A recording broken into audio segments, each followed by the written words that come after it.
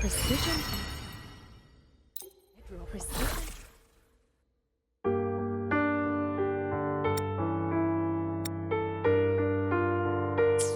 Precision and quantification are the bedrock of science.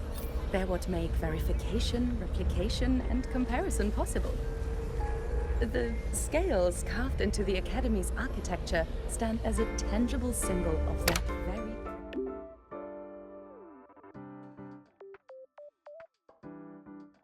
My symptoms have stopped for now, but whatever drained my frequency is still somewhere in Lahai-Roi. The only thing I haven't surveyed yet is the Exostrider out in the Frostlands. The Roya's Trine myth likely mentions it. This lecture could be my chance to find a clue.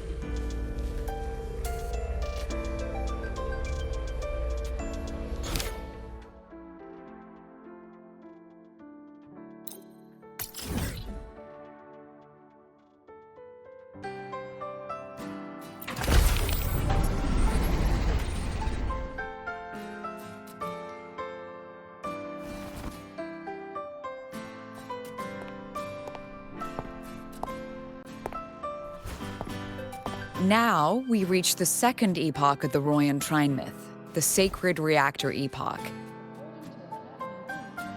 After Balder, the sun's incarnation, had sealed the foreign divinity Huthdrungr, the Frostlands fell into an endless dream.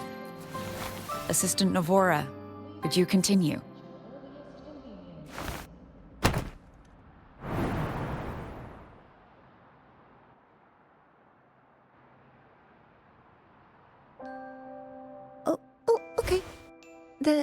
This section, it describes how the Exostrider used its greatsword to seal the Threnodian behind the Strider Gate. The records say both the Exostrider and the Threnodian traveled through the Strider Gate to reach Lahai-Roi. Their battle was fierce. The Threnodian pushed the Exostrider to the brink of defeat.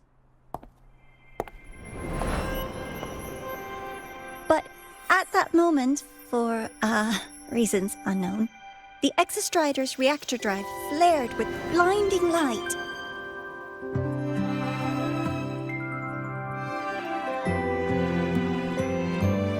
And it found the strength to raise its sword and seal the Threnodian away. Lahai-Roi was saved. What a relief.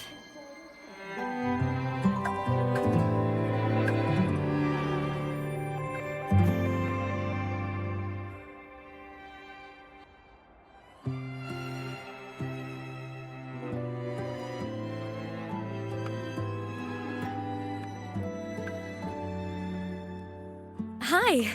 Nice to meet you. I'm Aemeath from Rebel College, same as you. First time seeing you in class. Trying to collect credits from all 4 departments? That's ambitious.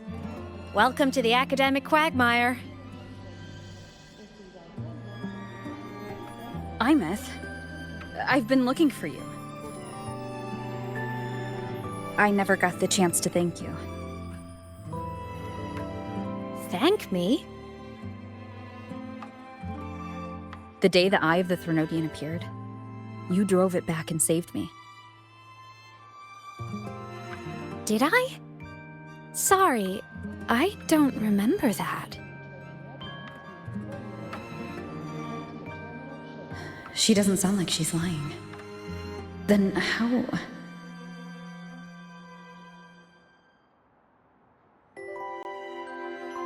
A synchronist. A freshman.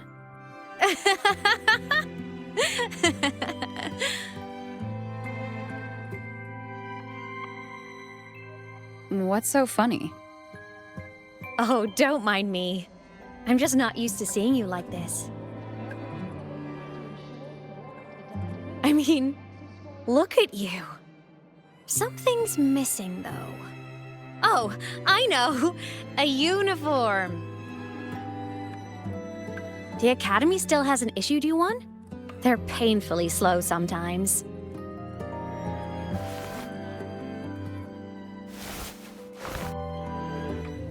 Aemeath?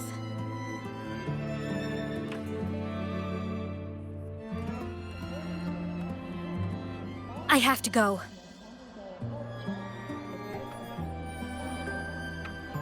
Gotta run, Professor!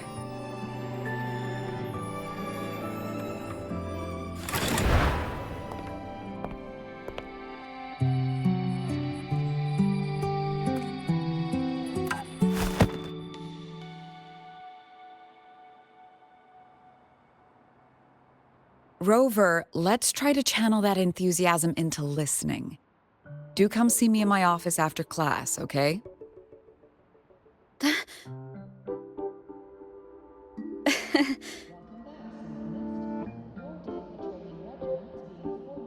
Assistant Navora, if you would.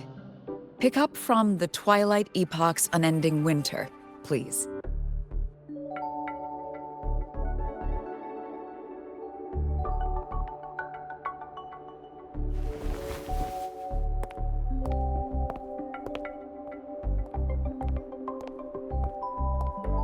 Sigrika, could you come to the library with me?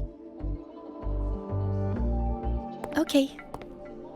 Hey, did you notice the new student?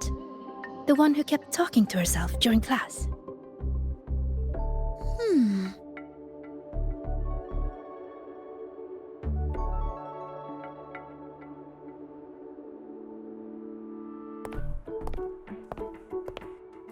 Rover, something happened during class, didn't it?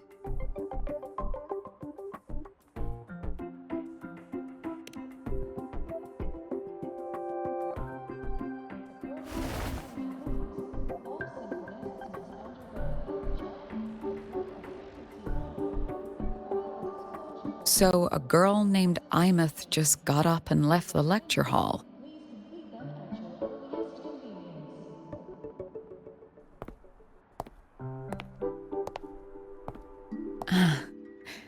I never expected to hear that name again. Certainly not like this. Perhaps you've just had a run-in with a ghost. After all, you were the only one who saw her. President Lucilla, what do you know about her?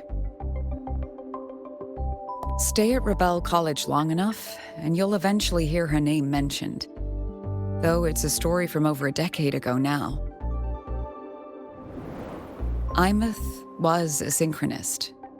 Brilliant, popular. Professors had high hopes for her. Then, during a piloting drill, she simply vanished. She climbed into a simulator with the others, but when the cockpit reopened, hers was empty.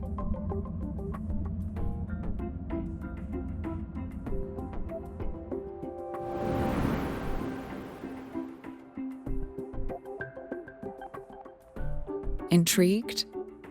Want to go find her?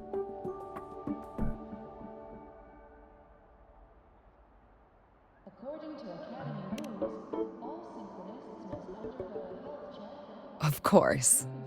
You're exactly the type to get pulled into Aemeath's story.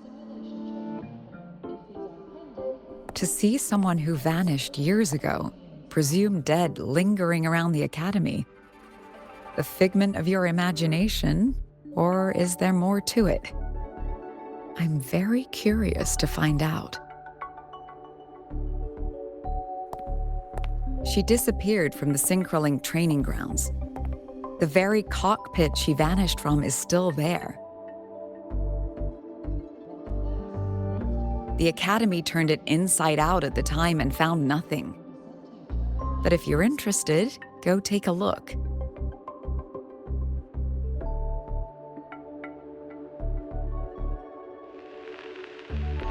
I expect you'll dig up some new surprises for us.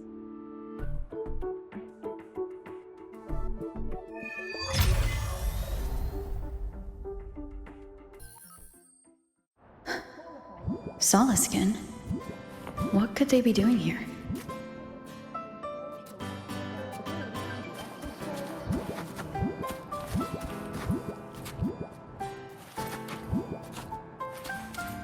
That's Solaskin. It's headed straight for the Synchrolink training grounds.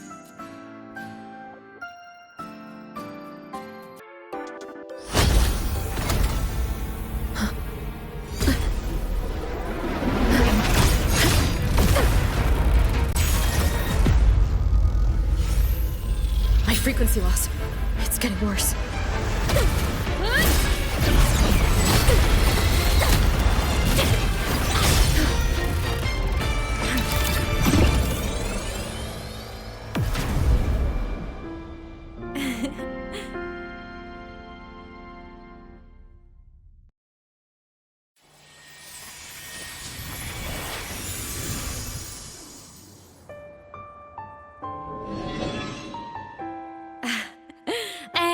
Nope.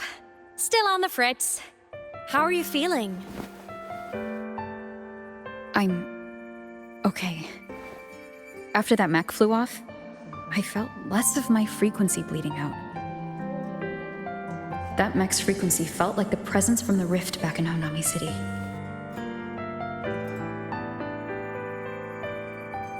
Aemeath, that mech only left after it saw you.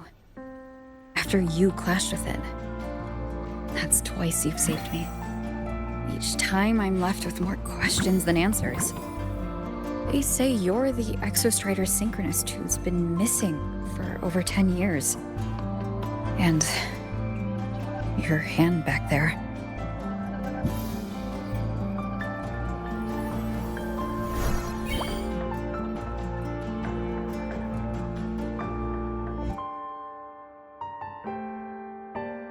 Me? I'm not the Exostrider synchronist now. I'm its resonator. I just died first. Call me a digital ghost.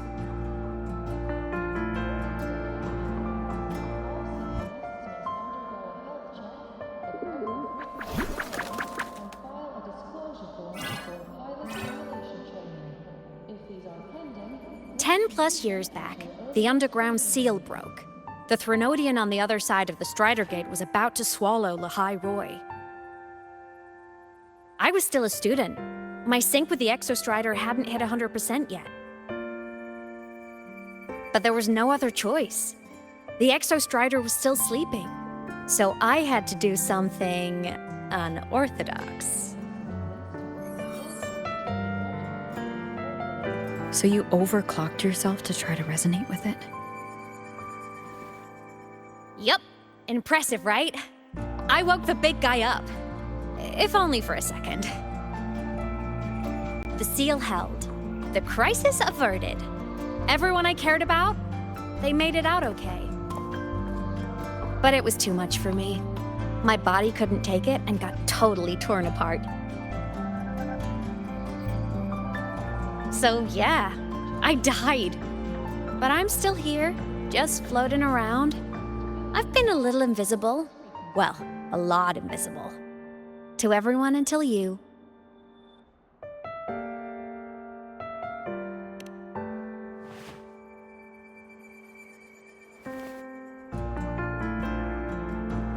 You can see me now because of this little guy.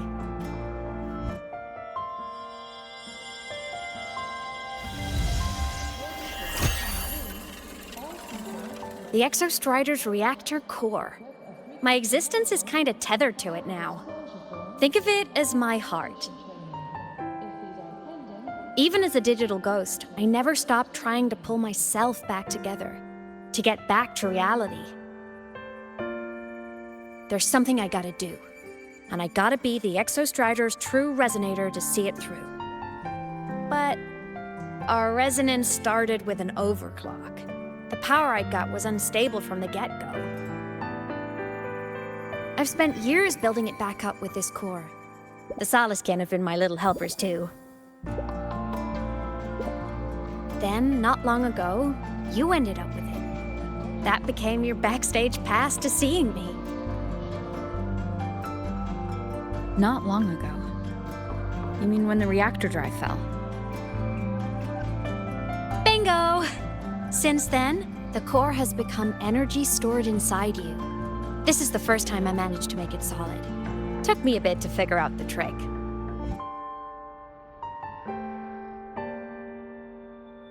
Then it was you. You're the one who saved Mornier when she was dying. You and that junior of yours were always close. We even crossed paths a few times back when I was still, well, around. Of course I'd help. A junior of mine. So I really did know Mornier in the past. Oh, and by the way, when you charged in to save Professor Mornier, you looked pretty cool.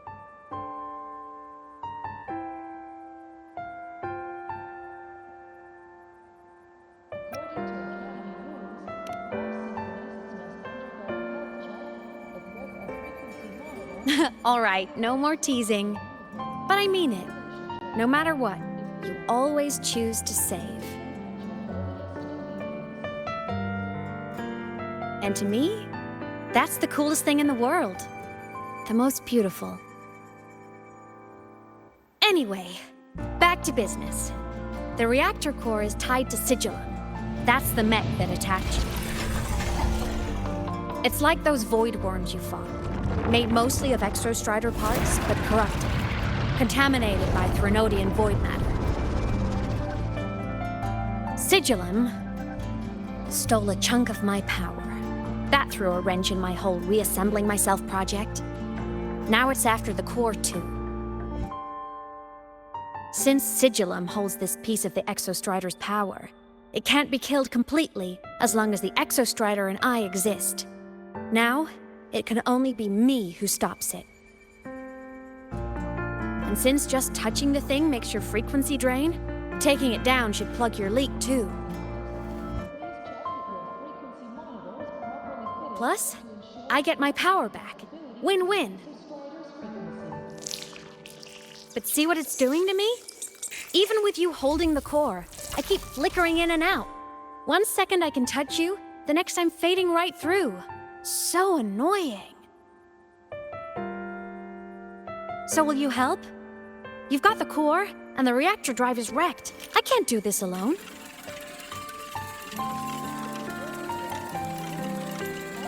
Also, I've noticed, when the core is in your hand, it runs faster. I can tell you're leaving a few things out, Aemeath.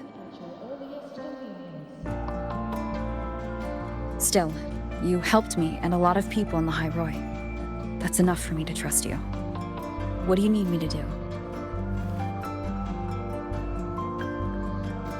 Existence is the imprint life leaves behind. Being remembered, talked about, and seen. All the places I went when I was alive bear those imprints. The core's running lets me find and record those frequencies. These little cuties have been my scouts. And they'll be our guides now, too.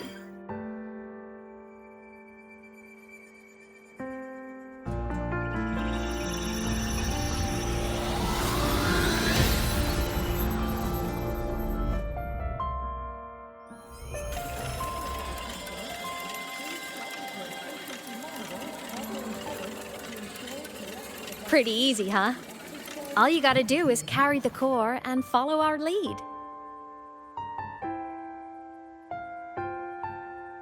I'll do it. Alrighty. Thanks in advance, study buddy.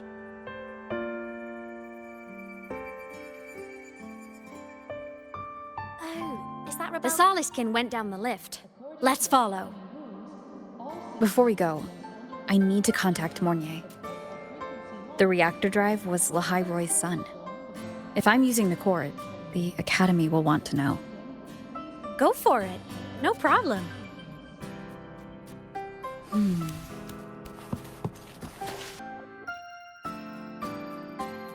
Aemeath definitely glossed over some things.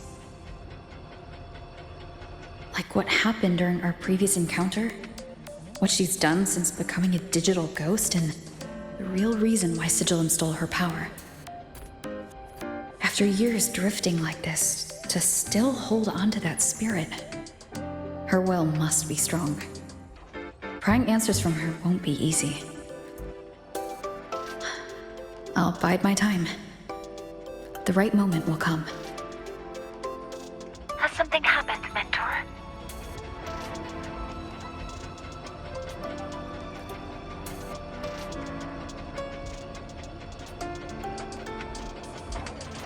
I see. So The reactor drive's core survived the crash. It must be the key to reactivating the Exostrider. Of course, then the official stance is that it be returned. Star Torch Academy and the Roya would both agree on that. But as you said, curiosity from the Institute is inevitable. Mornier?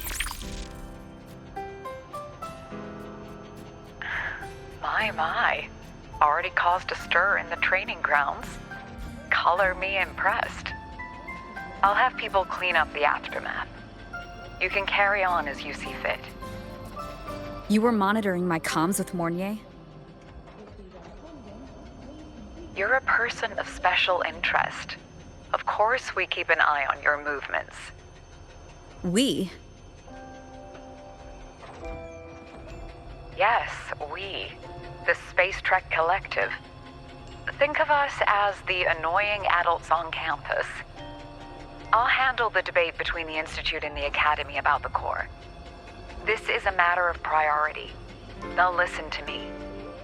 But when you're done with your business, I'll need you to return the core to the Exostrider. You didn't mention it to Mornier, but I suspect your possession of it traces back to Aemeath, doesn't it? President Lucilla, I don't appreciate being interrogated over a tapped line.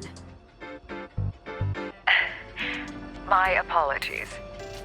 As the one responsible for this academy, matters related to the Exostrider tend to cloud my judgment. After the incident with Warren, we upgraded safety protocols on public lines. No more overstepping. Here is a peace offering. I've granted you full clearance. Passes for the Starboard Riseway, archive access, and use of Academy weaponry and equipment. I'll also personally apologize to Professor Mornier for interrupting your comms and ensure her next research grant is substantially approved. How's that, Rover? More to your liking? Why is the Space Trek Collective pushing this so hard? You should know. You have a past in Lahai-Roi, and you have some kind of connection with the Exostrider. The Twilight Epoch, the unending winter described in Royan legend, the threat of the Threnodian Aleph 1 is growing. We need the Exostrider awakened. Returning that reactor core is the only way. We've always trusted you to stand with us in this matter, to stand on the side of humanity. You know where to find me if you need anything, Rover. And my door is always open if you just want to talk. The Solace Camp is leading us to the auditorium first.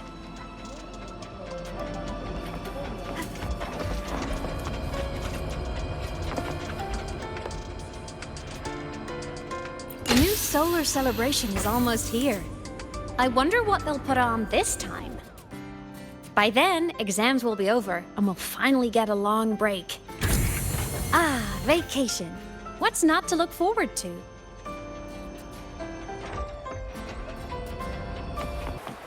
Told you! There are tons of Fleet Snowfluff fans at the Academy! I just hope the fan meeting goes smoothly, and everyone has fun.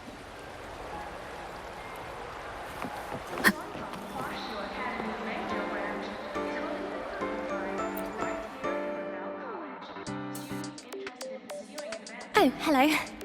Are you here for the Fleet Snowfluff fan meeting? The venue is still being set up, but once it's ready, please join. She's a singer, a campus legend. She's only released online, but she's super popular. But her site hasn't been updated in over 10 years. She posted one last demo, and then nothing. Don't be such a downer. Maybe she just graduated and moved on to bigger things. Probably never showed her face to keep her life private. Doesn't matter. We still have her music.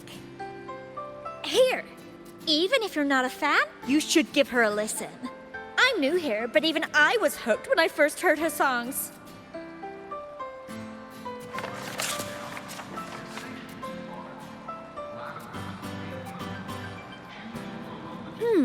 Nice print.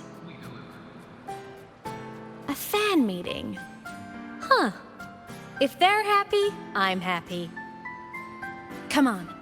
Let's follow the Soliskin and see what's going on in the auditorium.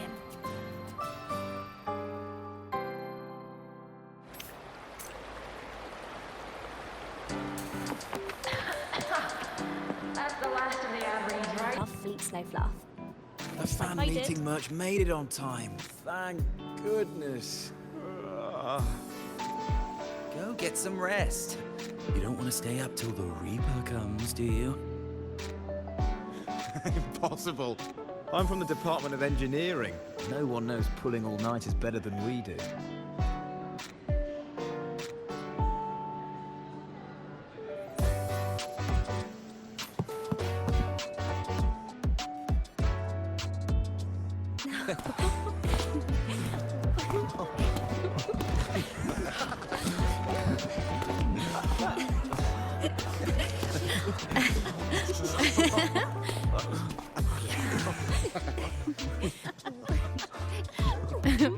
What?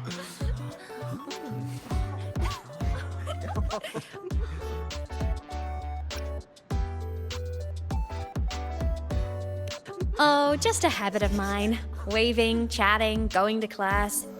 It makes me feel like I'm still alive.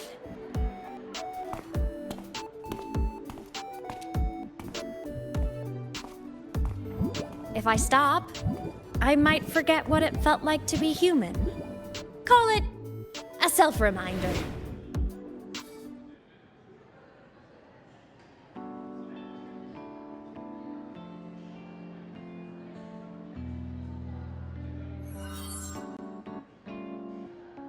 Fleet Snowfluff? Yep, that's me. But don't say my alias out loud. It's embarrassing. So you weren't just a synchronist. You had a whole other life here. Just one of my many hobbies. I was into photography, gaming, movie nights with friends. Figured you only get to be a student for a few years. And I wasn't the ambitious researcher type. I wanted to soak it all up while I could. I tried a little bit of everything. I just wanted a happy, carefree life.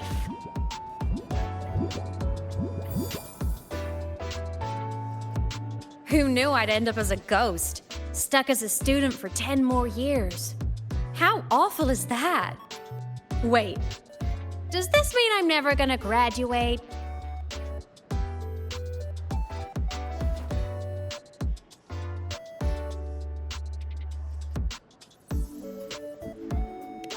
Hope so. Guess everyone needs something to hold on to. It's good to have a little hope. But I have to say, it's really moving to hear people talk about my songs after all this time. I wrote those for myself, you know? Never expected so many people to care. But if they made someone feel something, joy, pain, anything, that makes me really happy.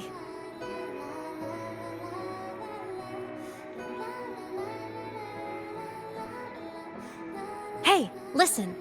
Hear that song playing in the auditorium? That's the unfinished demo I left on my site. What a shame. I really should have finished that before the training run. Now it's my little musical epitaph.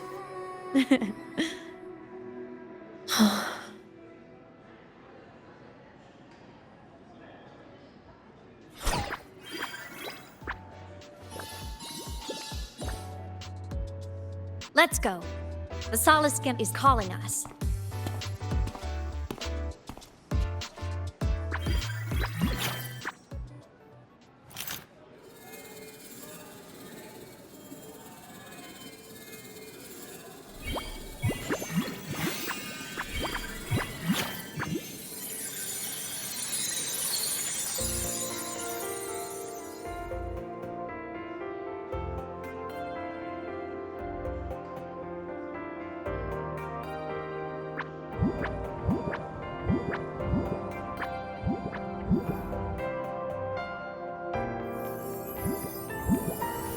Is that the student rep from Rebel College? That's one bold speech. Is she giving a welcome speech or recruiting for a space adventure club? Uh-oh, the professors look upset. But she made a good point, didn't she? Isn't that passion the entire reason we're here? To explore whatever's out there again.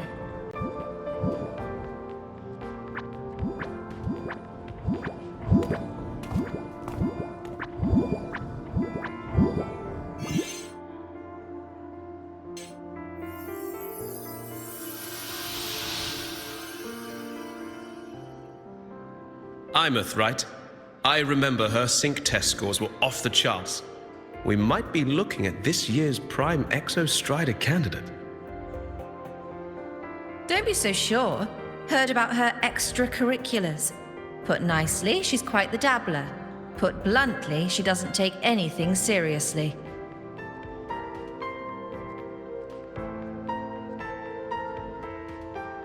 Potential is still potential. She's brilliant, she just needs guidance.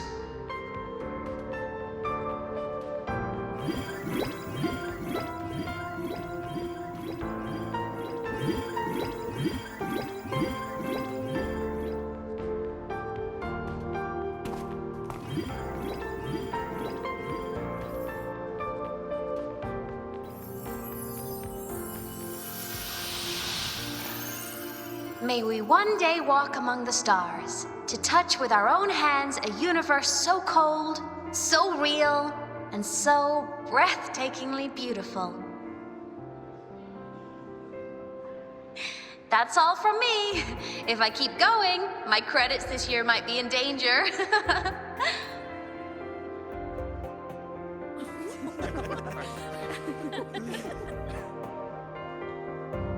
It's an amazing feeling to be here at Star Torch Academy, and to know I'll be sharing this journey into the great unknown with all of you. As a student, I can't wait to start this new chapter of my life. There's just one thing missing today. I wish my family could be here in the crowd to hear this. So, to her, I want to say, I'm doing great. And I'm happy. Everything is just as you hoped it would be. So please, don't worry about me.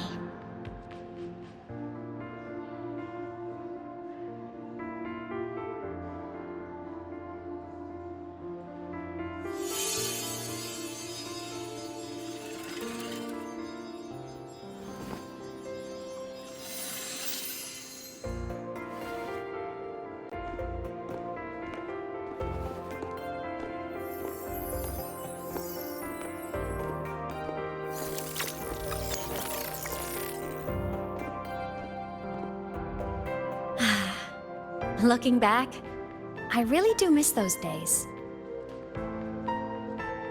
Star Torch Academy is a nice place. I mean, I caused my fair share of trouble, but the professors never turned me away from lectures. You saved Lahai-Roi, Aemeath. But you paid for it with your future. And no one even knows.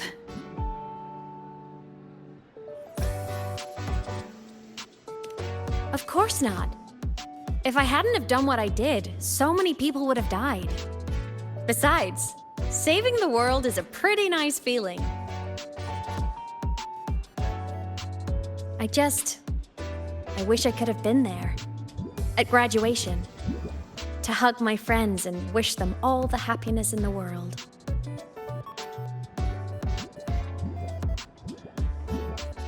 The Solace can head it outside. Let's catch up!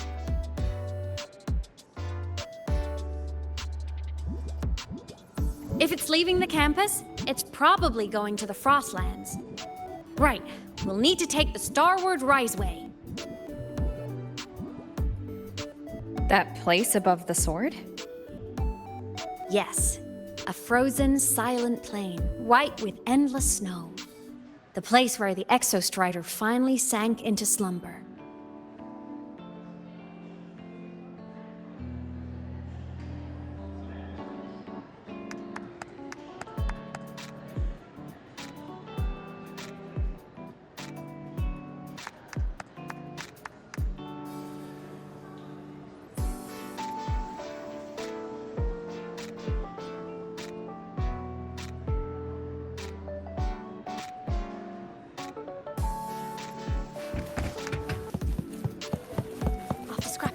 many drafts. I finally got this poster ready for everyone in the fan meeting to see. I hope it helps more people come to love Fleet Snow Fluff. Just like I did. Thinking about how all of us are about to listen to Fallen Petals live makes me kinda nervous. I've met so many friends without even trying, just 'cause we all love Fleet Snowfluff. I feel so lucky. Me too. Her music brought you to me, and now our lives This get is to a cross testament to my... paths.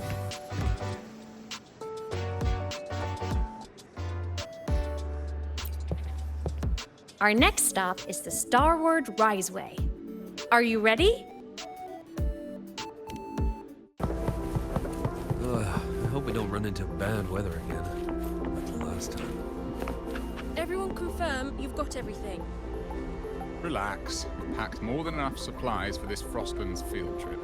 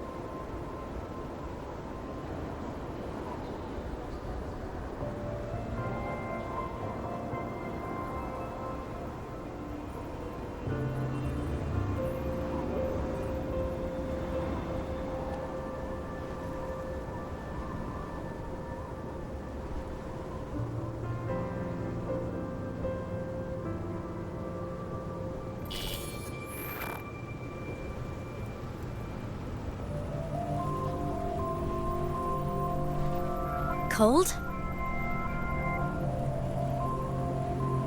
I'm fine.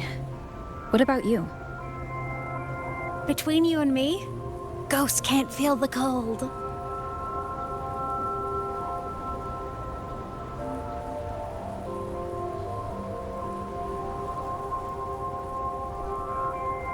The snow. It's so beautiful. What a coincidence to run into you here. This is a pleasant surprise. Oh, it's Dr. Luke. When he's around, just pretend I'm not here. Otherwise, you look like a weirdo talking to thin air. You should hide too, okay? This is our secret journey.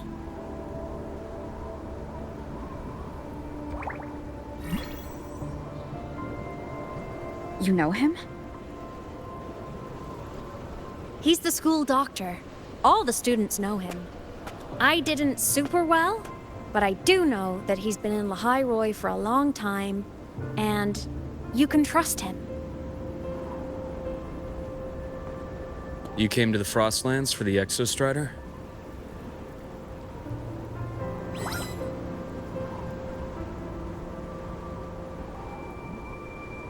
I'm headed the same way. I've got to check in on some researchers stationed out here on long-term fieldwork. Having a guide might make the trip a little easier. What do you say? Let me help you modify your bike. There are quite a few waterways, and its current setup might not handle them well. You know how to modify bikes? You pick up a few things when you come here as often as I do.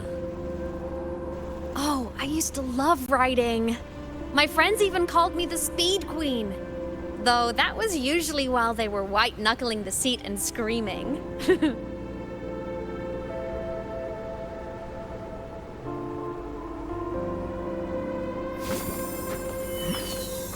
Look at this place. Hard to believe it, but years ago, all of this was a lush green forest. Back then, the Roya were nomads, the true natives of Lahai-Roi, who walked in step with nature itself. Was it the lament that changed it into Frostlands? Yes. It triggered a magnetic pole shift. From then on, Lahai-Roi became the new pole. But a lament wasn't the only cataclysm stirring back then.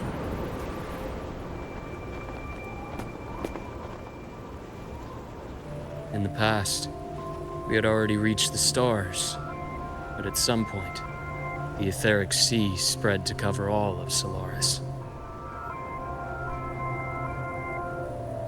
From that moment on, the universe locked its doors. We couldn't verify whether the sky above us was real or just a reflection. countless spacecraft were lost. Our space exploration programs were abandoned, and space became out of reach. But times have changed. Since its founding, the goal of Star Torch Academy has been to use the Exostrider to explore space, whether through the Etheric Sea or the Strider Gate. I understand the Etheric Sea part, but the Strider Gate? You know Lahai-Roi's history. Both the Exostrider and the Threnodian first came to Solaris through the Strider Gate. The Academy has its theories, but here are two you might find interesting. The Strider Gate is a gateway to outer space, and Aleph 1 is a Threnodian alien to Solaris.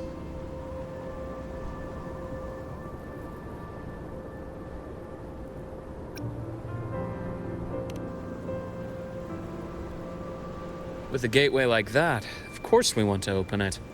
But to pass through, we must awaken the Exostrider and be prepared to face Aleph 1 head-on.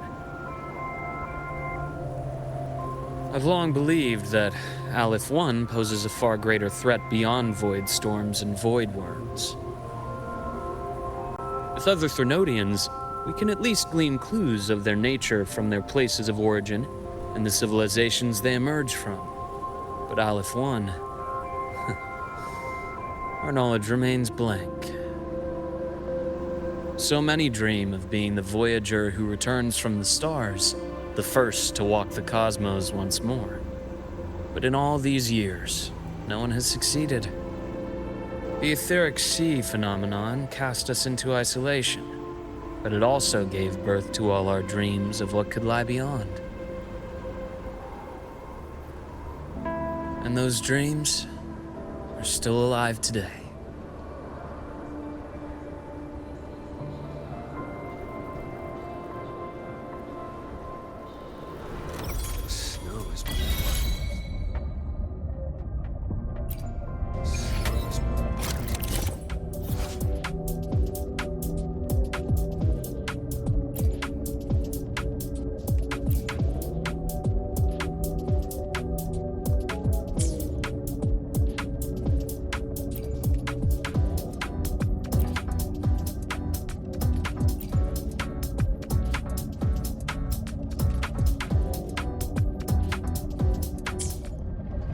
Dr. Herson?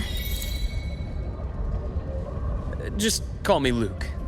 It has a nicer ring to it, no? Then, Luke, you asked about my feelings on the Academy. What about yours? How long have you been here? About 20 years. I was a traveler before that, seeing what Solaris had to offer.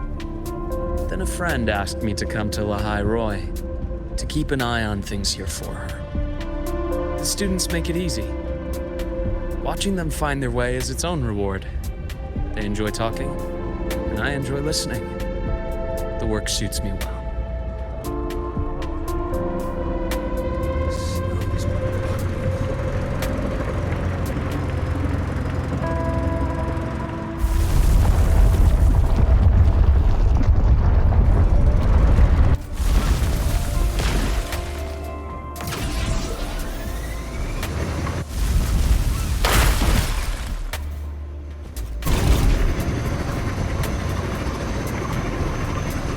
See that?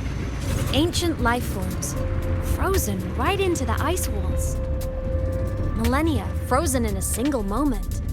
preserved so perfectly you can almost see what they used to be. To be stuck like this forever, kind of miserable, don't you think?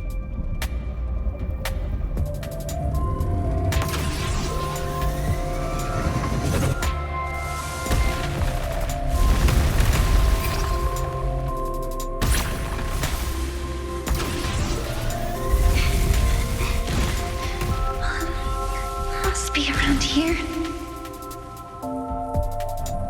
Someone's ahead. That voice.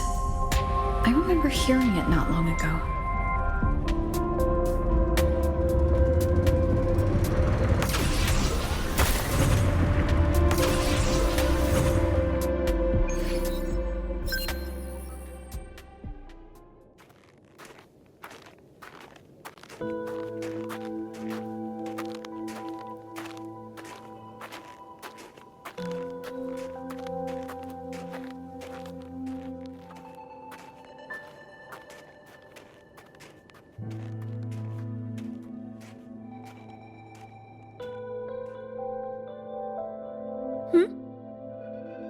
You are the one who was talking to yourself in class.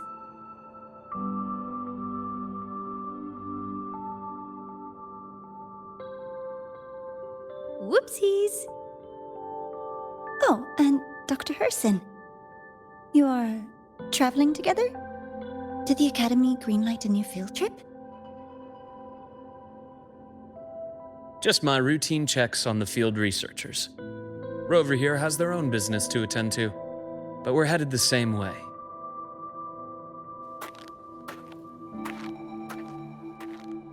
What about you, Miss Navora? Chasing more fallen debris?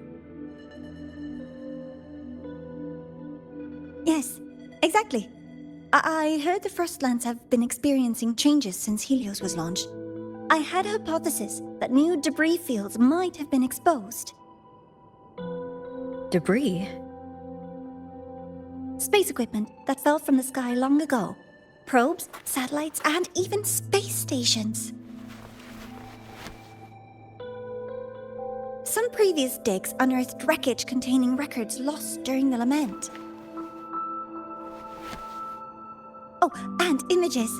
Photos taken in orbit of other planets. They were absolutely breathtakingly beautiful.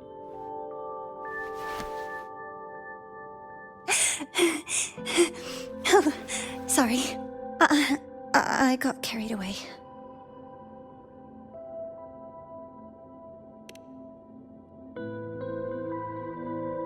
Thank you. Sometimes I'll just start info dumping. I know it's not the best.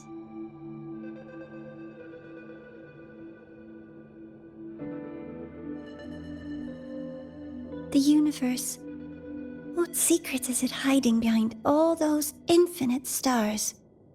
I really want to know.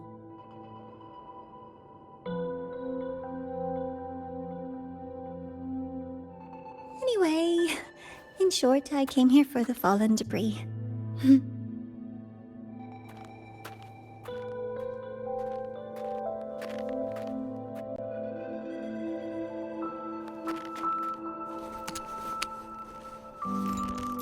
Data on the instrument shows there's a high chance that close by... Huh?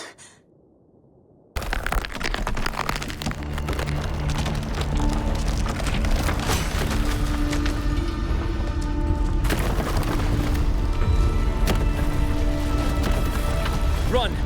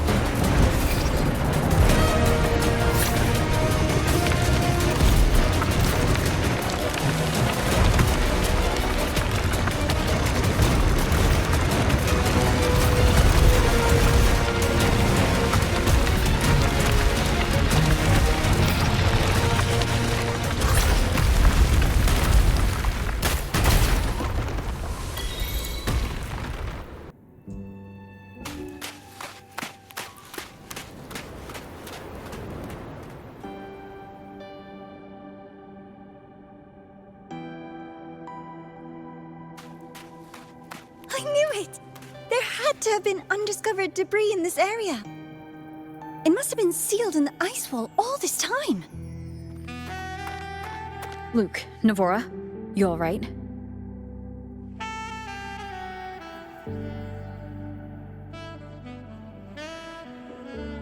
Oh, I'm good. Perks of being a ghost, you know? I'm so sorry. It's my fault for putting everyone in danger. The collapse was an accident. We're all okay, so don't blame yourself.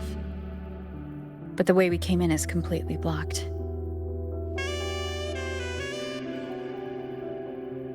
Scaling that ice wall? It's too high, too risky. I'd rather not have a student on that climb. I've contacted the Academy. They're sending a rescue team. Once Navora is safely returned, we'll set out again.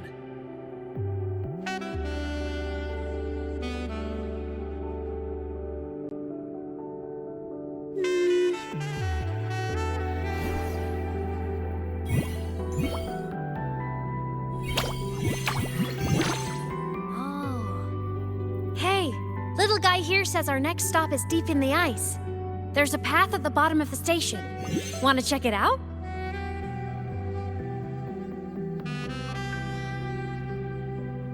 What about waiting inside the station? It's freezing out here, and another collapse is possible. It's safer to wait for the rescue team indoors. I agree. I want to see what's inside too. With Rover on the team, a quick recon should be manageable. Up to you.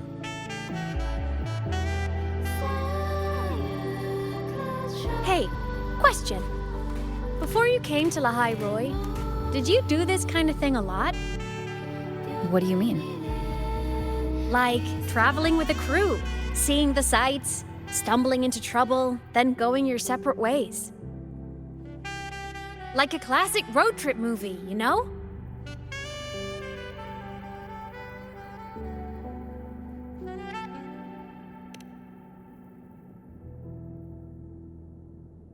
Nice. I happen to love those. Looks like this time I get a co-starring role. Amazing! Let's keep going, study buddy.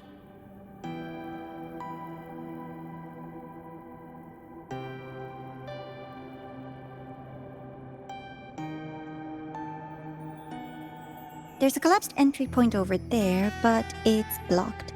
Some kind of barrier caused by unstable frequencies. The Exostrider sleeps in these frostlands. Void storm activity can make local frequencies unstable with fluctuating void matter levels. Oh, taking this opportunity, let me grant you access to the module adapter. Huh. It's already unlocked. That must have been Lucilla. Let's move to an area with a stronger signal so it can be deployed.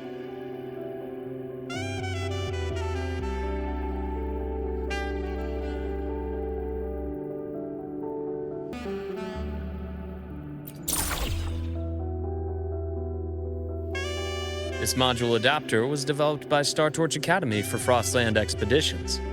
It lets you interact with frequencies disrupted by void matter. Give it a try. You'll need it here.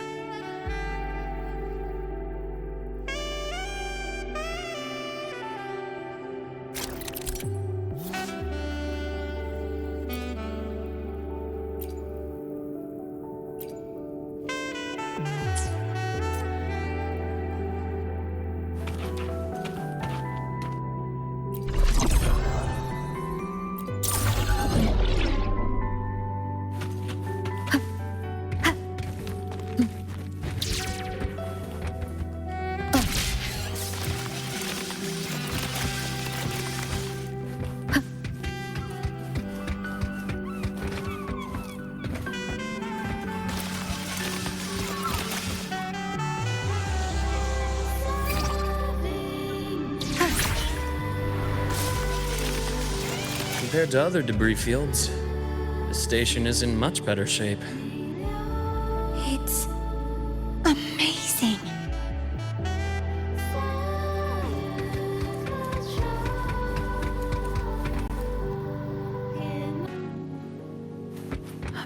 firmament, I saw characters like this. They belonged to the court of Savante. But I still can't make out what it's saying.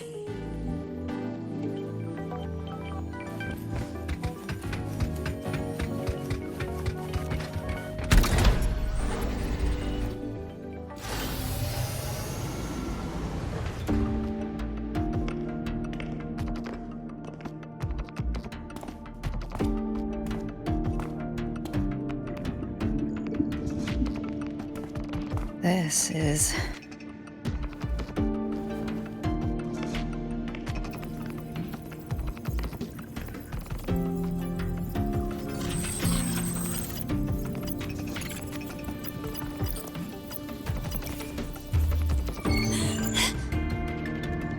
Welcome aboard the Skyark. I'm Wenlu, your guide for today's tour. Teachers, please stay with your assigned groups and ensure this one-day tour goes smoothly.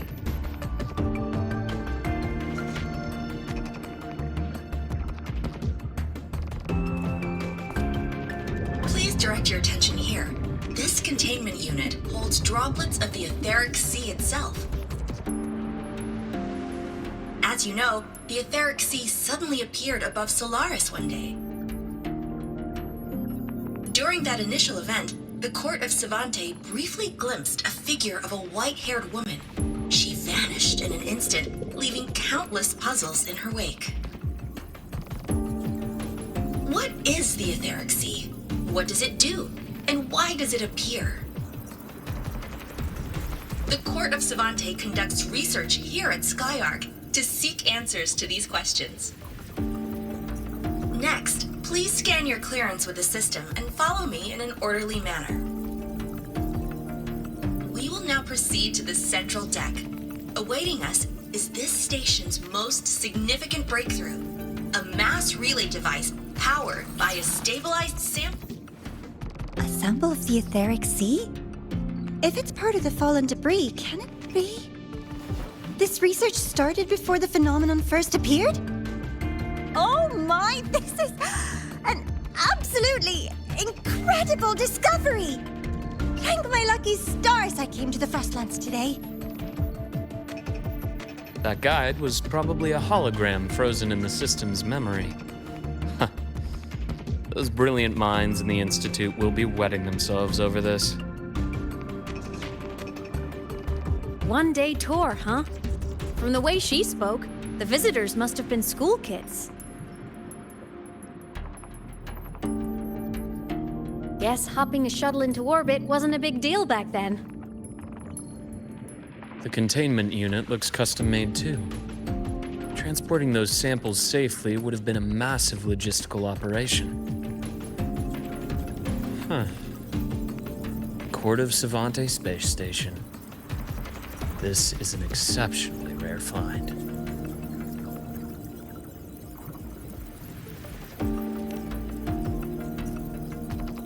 The Academy has recovered other debris from this era. The systems have enough common architecture for me to manage a basic reboot. As for the Court of Savante's characters, let's just say I developed an interest in it, under unique circumstances. The characters on that pen, they're Court of Savante letters. I obtained it by chance.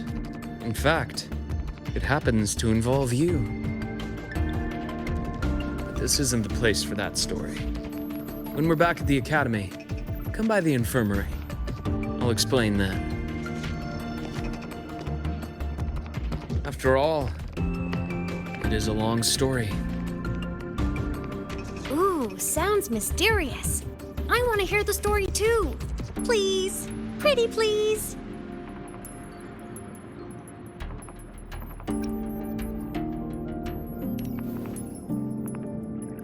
Fair point. Don't forget I can even sneak into your terminal. Everyone, this way please. The visitor registration system is here. An unexpected discovery.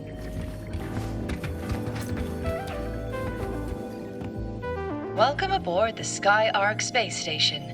It's an honor to share this vessel of knowledge with you as we journey across the stars.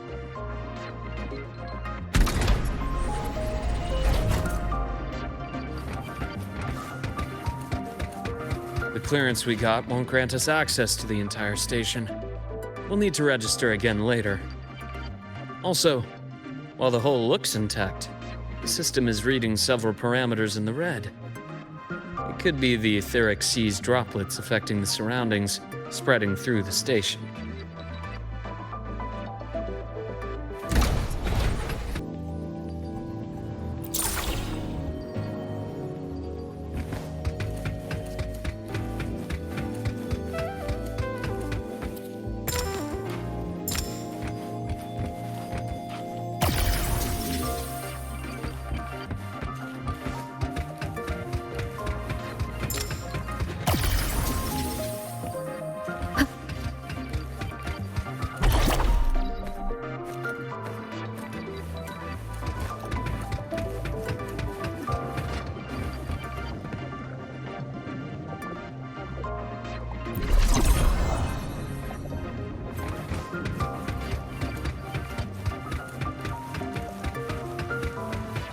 That flowing sphere is the mass relay device, with the etheric sea as its core.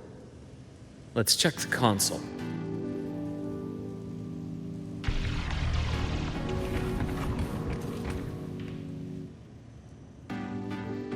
With the droplets dispersed, some space station sectors have become unstable.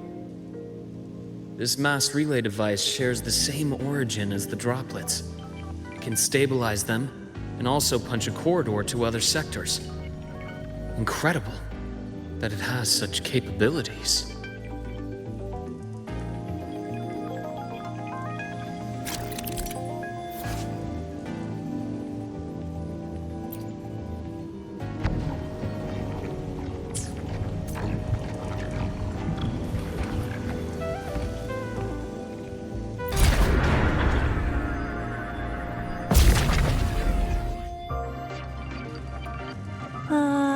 The hatch over there is back to normal.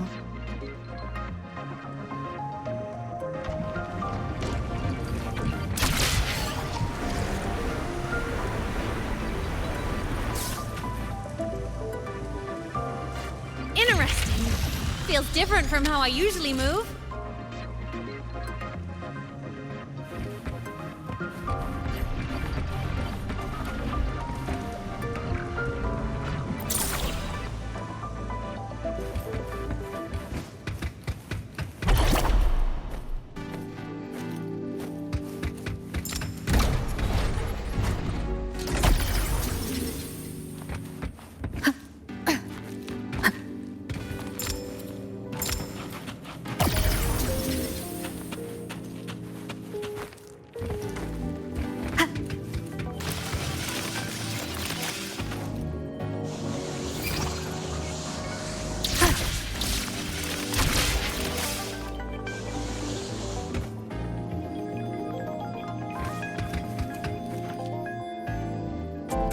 Pathway's blocked. Let's try the module adapter.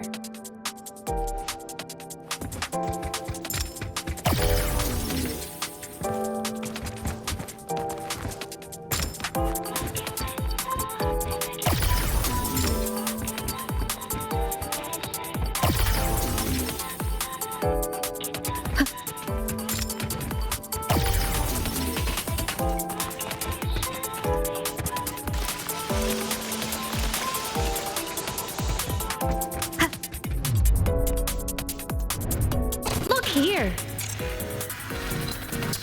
Hello? Digital ghost, remember? Hacking this is easy. Welcome to Aemeath.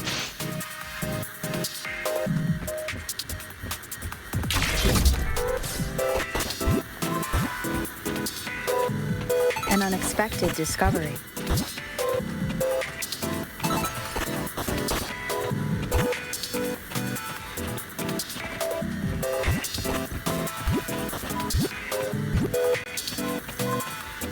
Cherish every gain.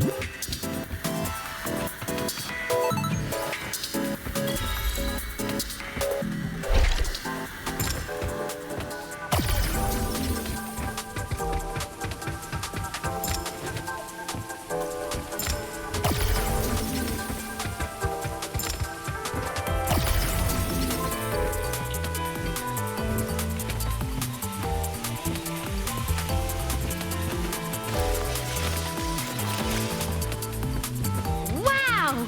Solaris' rising star, everyone! What a leap! Oh, come on.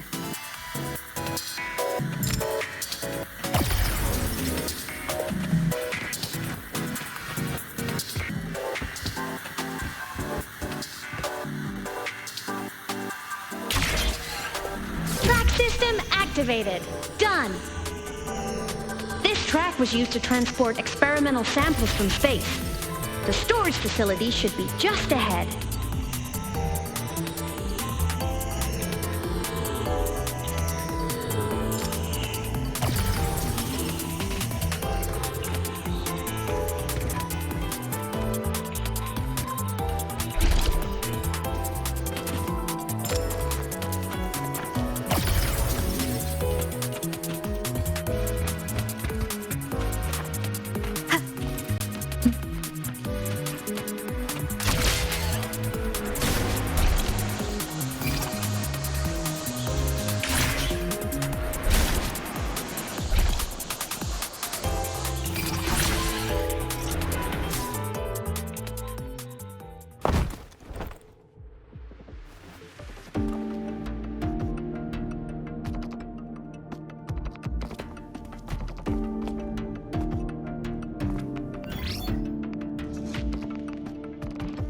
These containment units hold star fragments and etheric sea droplets, all collected in EVA missions by our very own Uncle Clement, who just gave you a tour.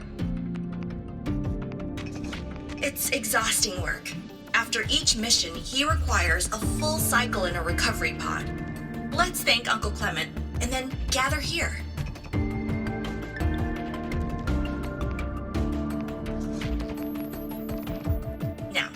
Please welcome Project Director Junshi to give us an overview of the Etheric Sea Initiative. By now, you will have experienced our mass relay device. It is our first major breakthrough and definitive proof of our theory that the Etheric Sea can be utilized as a gateway.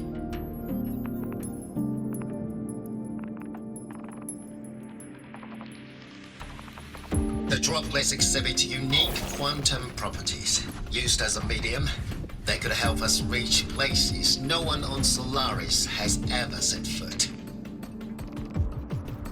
We haven't found the way yet, but I believe these obstacles will be solved soon.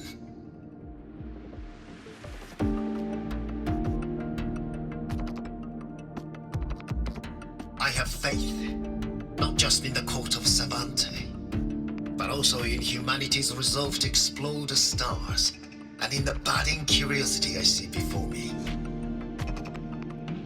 A mind that feeds on the light of distant stars will never be content to simply look. It will find a way to make the journey. Recently, a brilliant new mind joined Skyark. Our work was instrumental in developing the mass relay device. Let's welcome Professor Wei Ying to share her vision.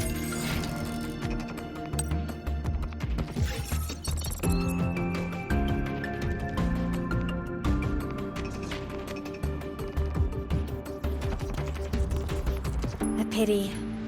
His hopes never came true. Humanity's quest to reach the stars has only gone backward. To feed on the light of the stars.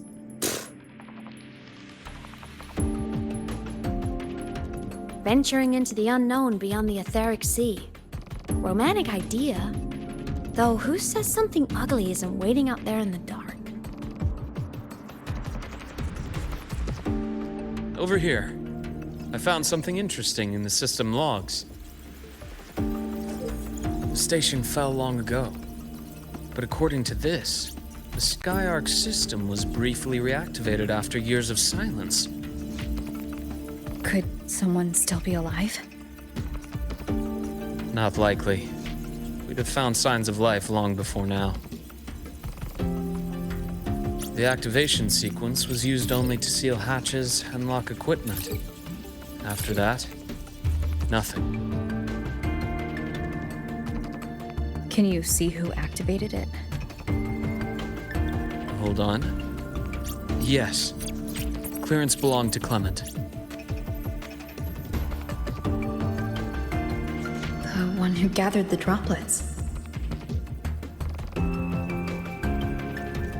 That's all I can pull for now. But the Academy will run a full investigation later. I'll keep you in the loop. Good. Keep me posted. Shame the director's speech got cut off. Can't help but wonder what that colleague of his was going to say.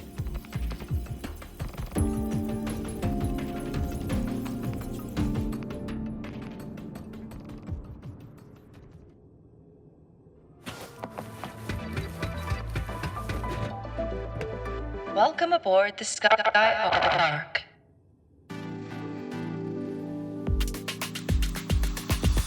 The station's security grid is offline in this sector. The monsters? Void matter has made them highly unstable.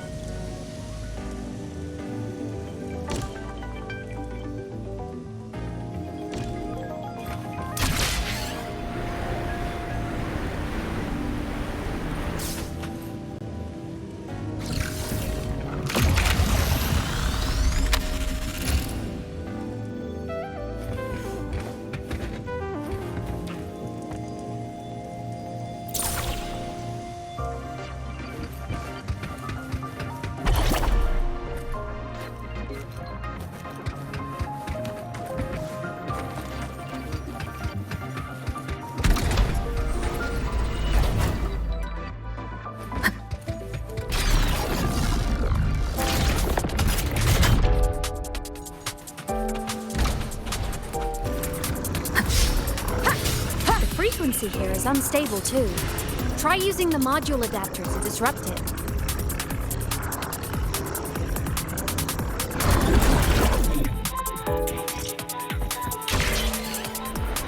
Look left! I hacked the Skyark system. This is the data archive sector. Those blocks are all storage modules. And that moving one? An anomalous module gone hostile due to the Skyark system's glitches. Leave it to me.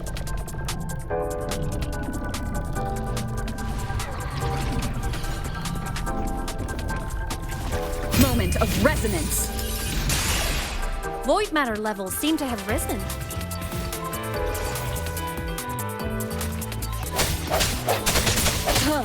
No hesitation.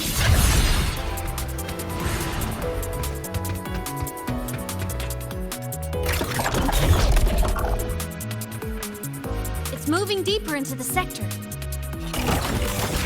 I'm on it. Look, Lahai-Roi Blocks is complete. In the Space Fantasy Katia series, every copy included this minigame. I love it so much, and I'm really good at it.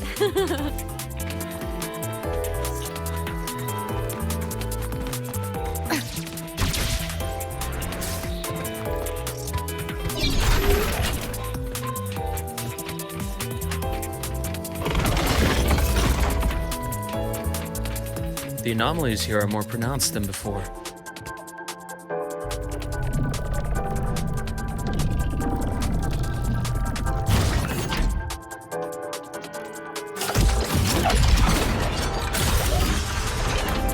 Hang in there! I'm working on something in the Skyark system. Use the adapter to disrupt these error modules.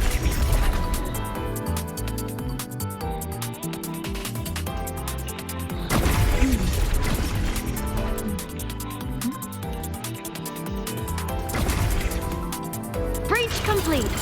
Hey, do you know how to play rock, paper, scissors? Good. Now, go rock!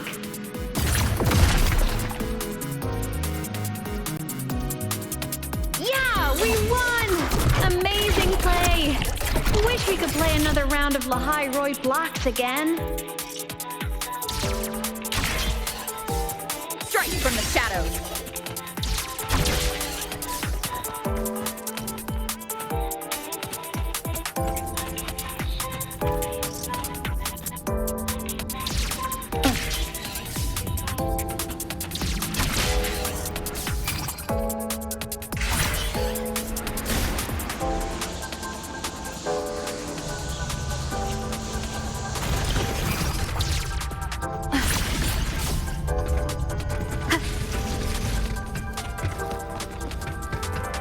These things are just like minions in the Space Fantasy Katia series. I'll clear them out for you. Those modules found and took out the hostiles? Doesn't it feel like we've been extra lucky this whole way? You're right, but some modules did attack us. Hard to tell if the Skyark system likes us or not.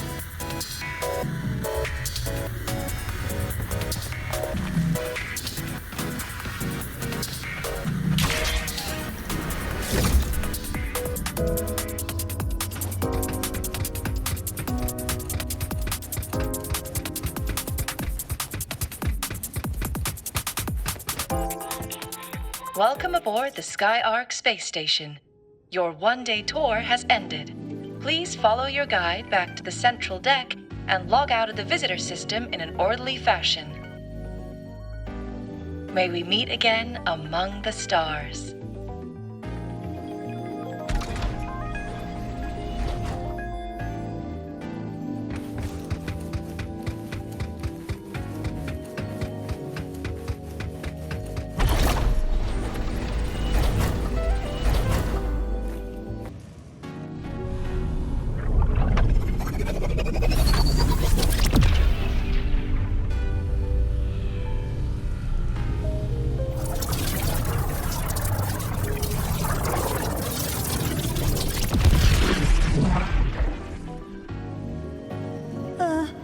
There are traces of void storm contamination everywhere. This concentration of void matter should have flooded the upper decks by now.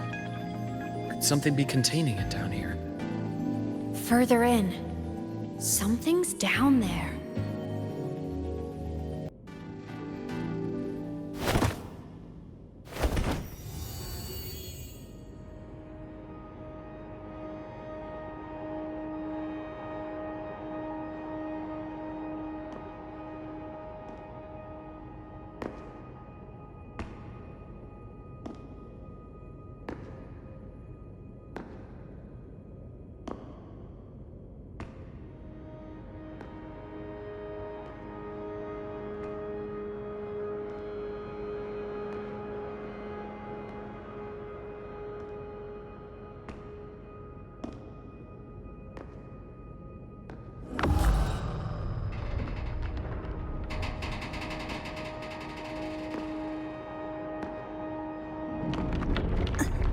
Huh?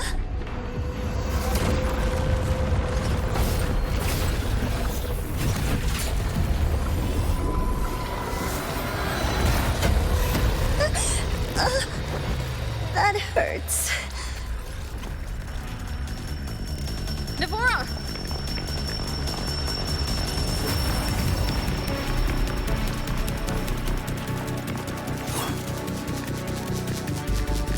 Void matter saturation is critical. The Skyark system is going into failure. I'm going in to try to stabilize it.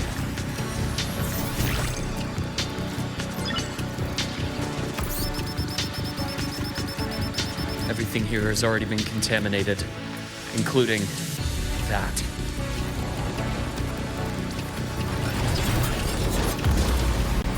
From a doctor's perspective, the only healing left for what this man has become is release.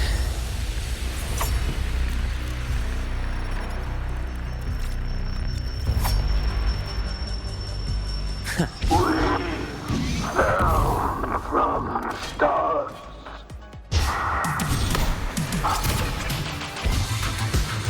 Balance ends here. Gotcha.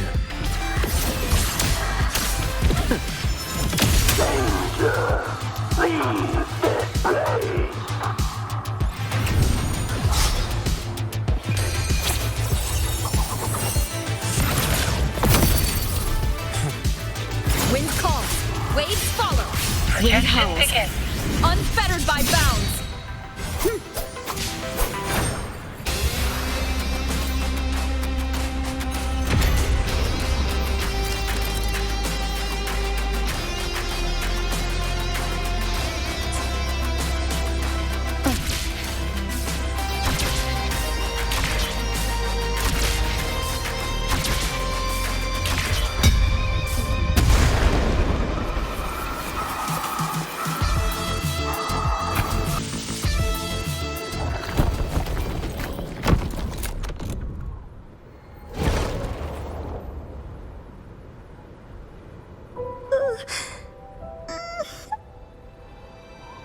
I'll check her injuries.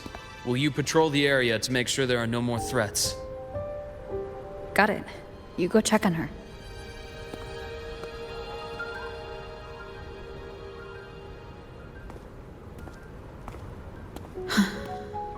What's that?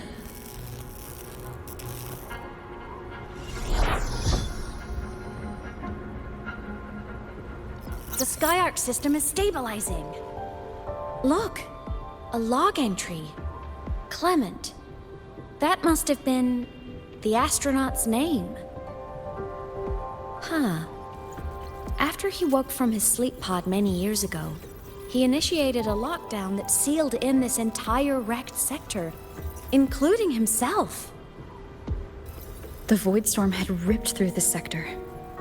He must have been contaminated the moment his pod opened. That command was a failsafe. He knew he was going to lose his mind, so he wanted to stop himself from reaching the upper decks and hurting anyone. Tragic thing is, the station had already been down for years. There was no one left up there to save.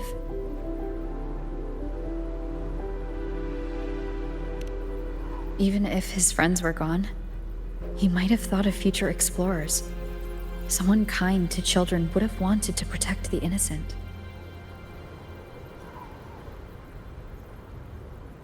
To wake up from one long dream, only to fall into a deeper nightmare. Maybe it would have been kinder to never wake up at all.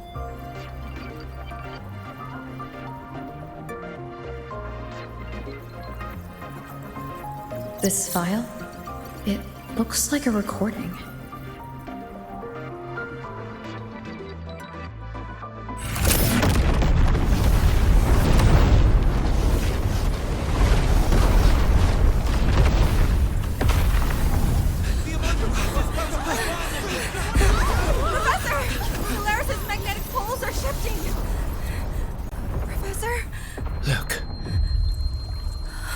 Someone's falling straight from the etheric sea.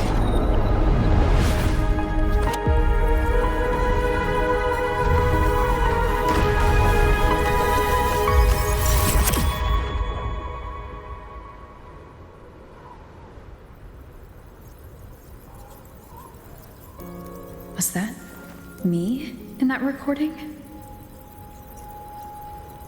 That had to have been the station's final moments, when the etheric sea phenomenon suddenly spread and engulfed all of Solaris, like Luke said. But those droplets in the sky, that was retroact rain. So that might have been an image of an event long ago, not part of the etheric sea phenomenon itself.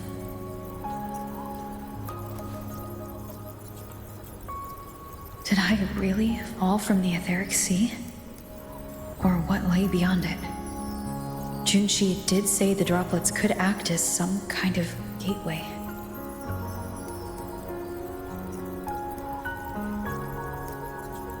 Back then, could I have? Aemeath? What's up?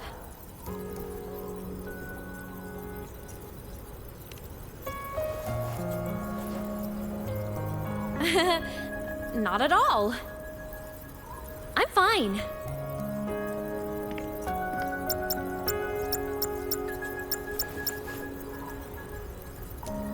I'd recommend you keep this private. Don't leave the recording for the Academy's teams to find. Remember what I said earlier. It's a nest of competing factions. Anything connected to your past needs to be handled with discretion. So, what do you think, leader of the Black Shores? Very few people know about that.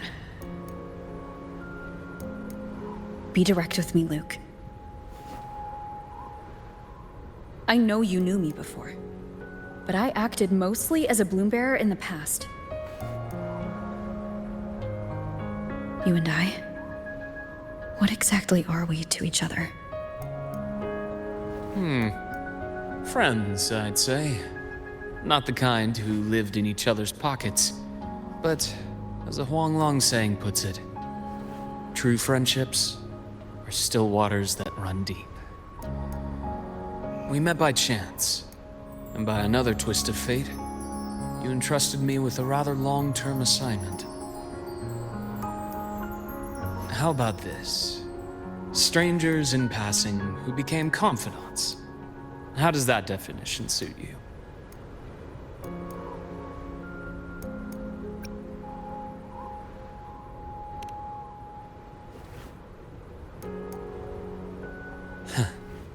Sorry, but it's the truth. We didn't spend much time together, but we got along instinctively. Star Torch is a web of competing interests. If this video leaks, it'd create quite the cleanup operation. After your sudden exit years ago, people were lining up to unpack your history. Solaris's golden girl, forever a mystery.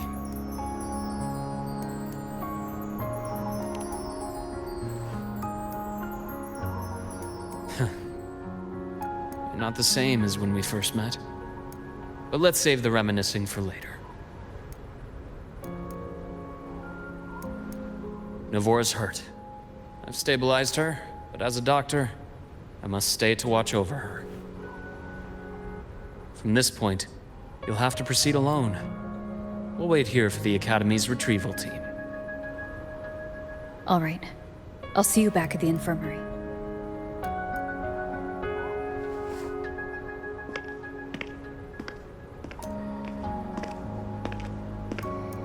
Luke, when you said I'm not the same, what did you mean?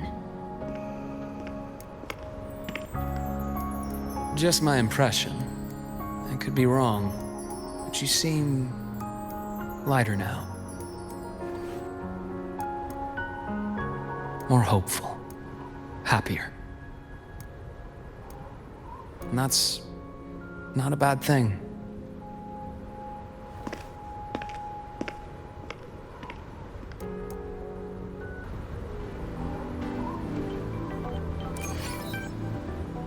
Hold on, Laura. The retrieval team will arrive soon. Okay.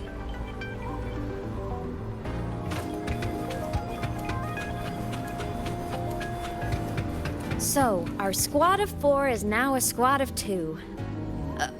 Wait. I don't really count, do I? Guess that makes it a solo squad now. I once got accepted to work at a research outpost in the Frostlands.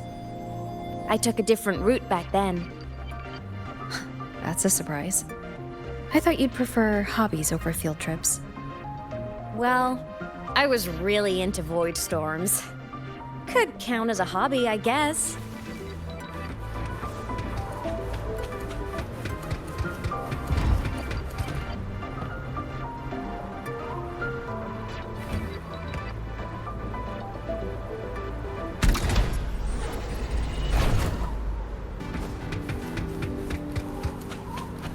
Looks like a long way. Better take the bike.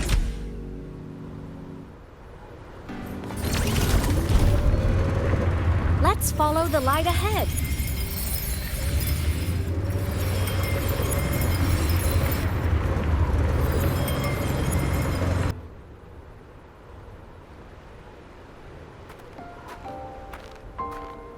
So it was here.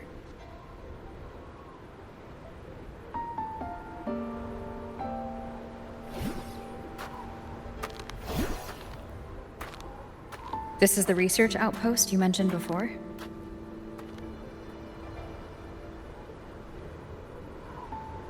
One of them. I worked at several outposts back then, but this one wasn't so lucky. The scan shows it was hit by a sudden void storm surge. No survivors. So that's why I never saw them again back at the academy.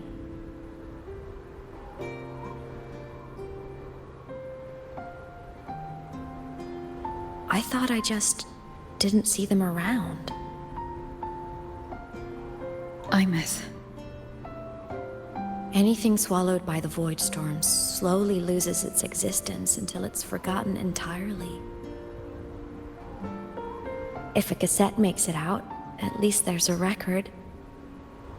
But if that gets erased too, then even the fact that they died is erased.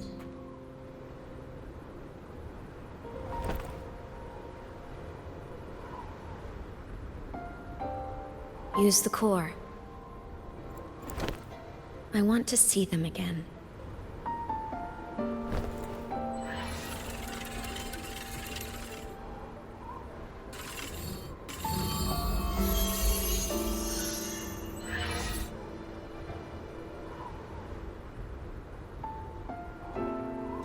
Aemeath, you were amazing. If not for you, that Glomoth would have crushed us to a bloody pulp. I'm still shaking, but you're already cool as ice. Are all synchronists from Rebel College as composed as you? If you want to thank her, share your Voidstorm research. To the Frostlands came our little Aemeath for this curiosity. You should show her that thesis you've been writing for years.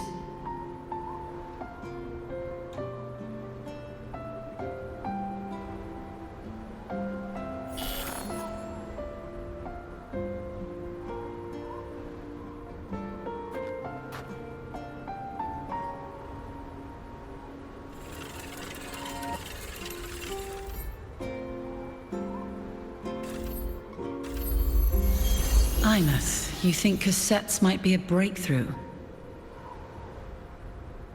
I'm not sure. Right now, they're just for archiving.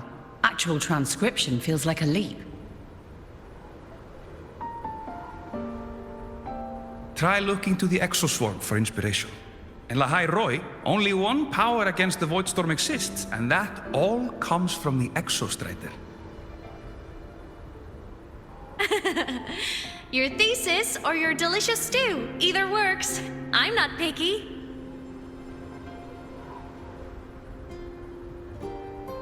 As for the Void Storm, I'll try all your ideas. The problem is, we don't understand the Void Storm deeply enough. Especially in the depths with high void matter concentration. No probe survives the journey, so research is stuck. I can't shake the feeling that...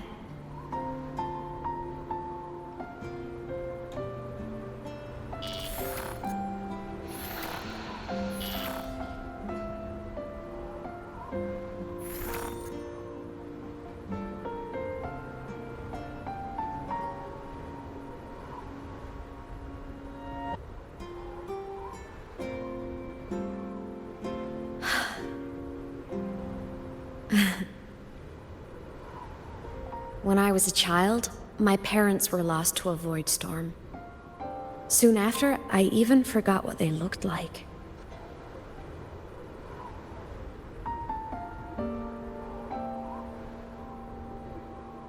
So you see, death hasn't been all bad.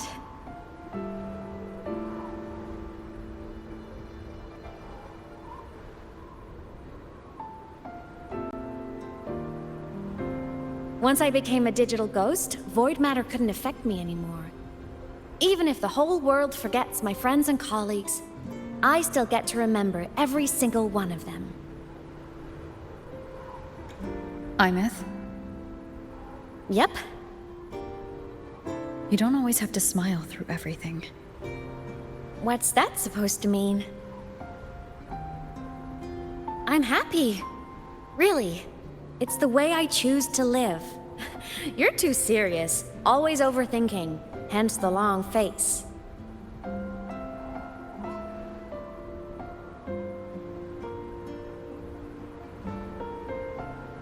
You wouldn't understand how happy this moment makes me.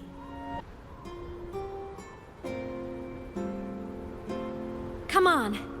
I'll show you the Frostland's slumbering giant. Lahai-Roi's Exostrider.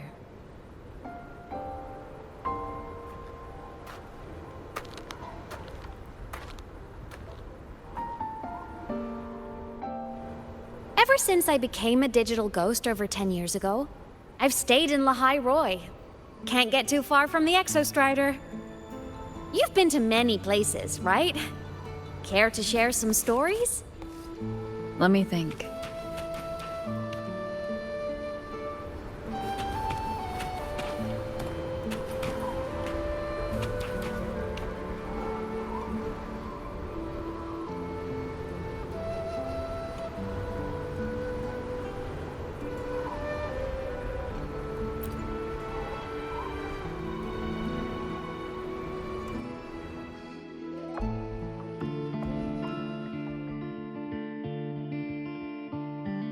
So the rain holding Jinzhou captive stopped. Time began to flow again, and everyone got to celebrate a new beginning with the Moon Chasing Festival.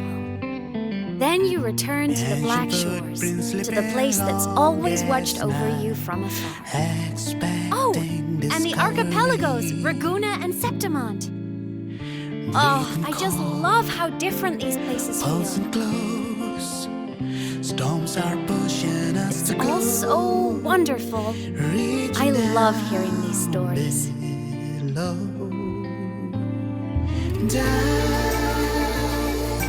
deep into the space, across the stars, running away to all the places where we've never been.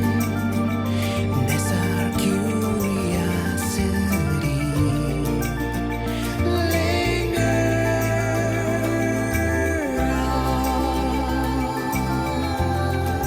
Wishing for the better days. Bring the dawn.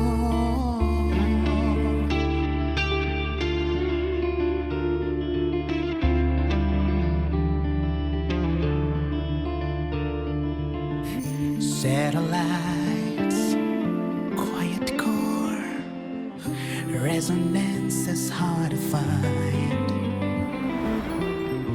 Meteors crash towards frozen crust that can't crush, crave for the unknown.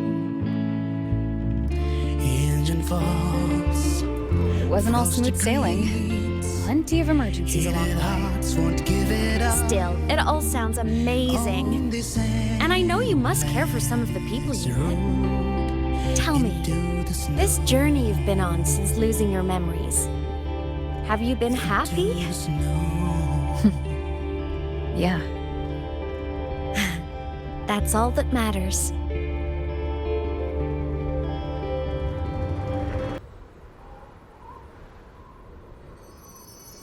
Ah.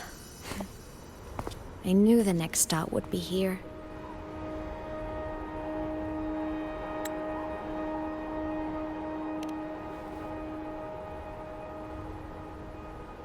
The cabin up ahead. It's where I used to live with my family.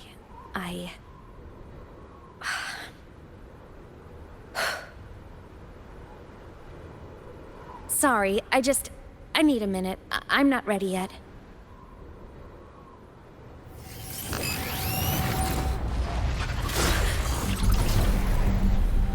Just like before. The moment it appears, my frequency starts getting sucked out of me. Aemeath said it's a Threnodian derivative, like the Void Worm. They share similar frequencies, but my gut says it's different.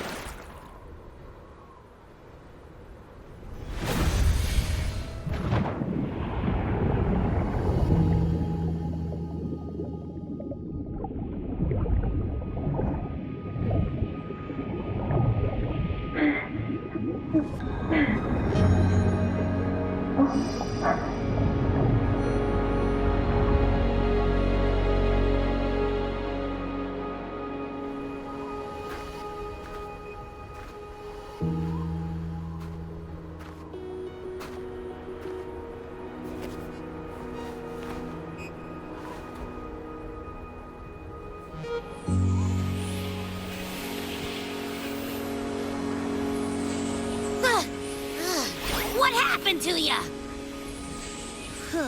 Your frequency's been leaking everywhere. I tried plugging it from the inside, but it didn't work. This is no good. How about this? It stopped. For now, I gotta rest. You did great, Abby. Go get some rest.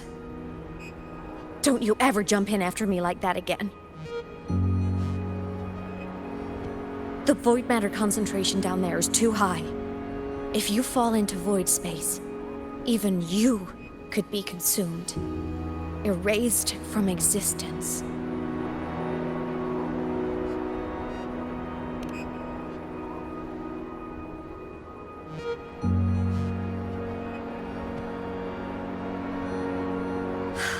Always making people worry.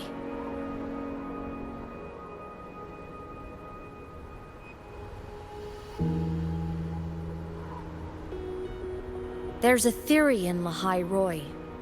Threnodian Aleph 1, the devourer of existence, is the embodiment of voidance. The dissolution of all things. Its true form is like a black hole. And that theory is correct. I've verified it myself. So far, I'm the only one who's reached it. Because I'm already dead, and no living soul could withstand a place like that. You went inside the Threnodian itself? Yes. Think of a severe void storm as a manifestation and portal into void space itself. A higher dimensional plane. It's pitch black, but also like a kaleidoscope.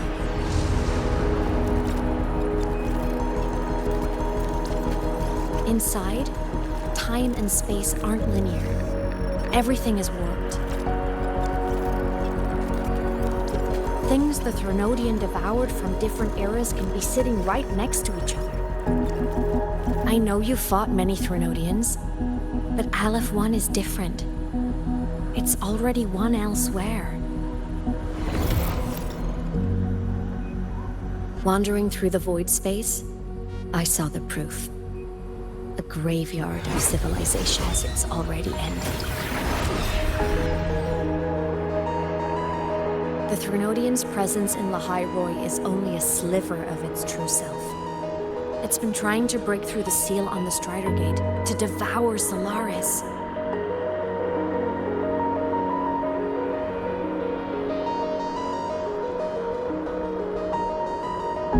So, don't go wandering off alone. Not until the Exostrider awakens.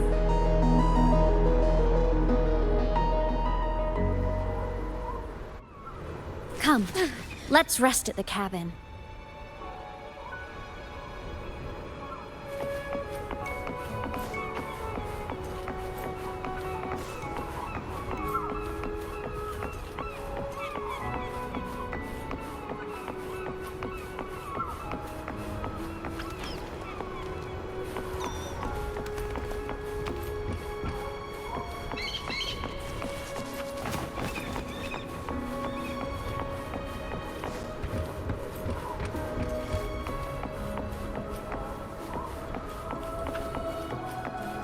I'll stay outside and keep watch, just in case Sigillum comes back.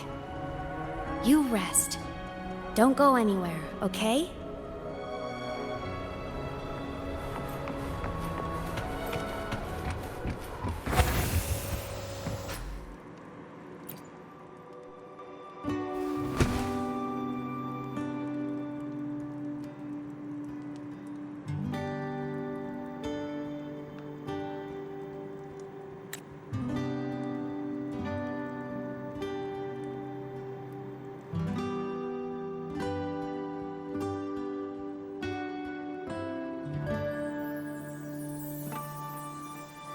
thought I remembered something before in the lake. I should look around this cabin while I wait for her to get back.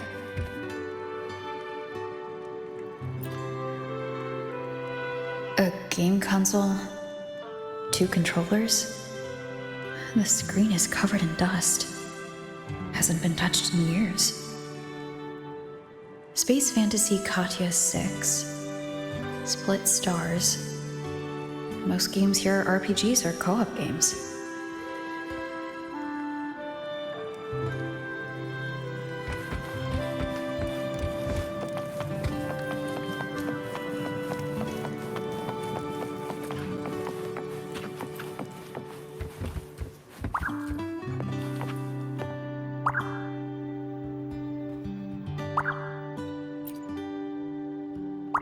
Stuffed toys.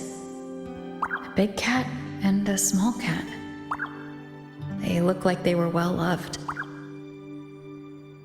So soft. You could probably hug these all night.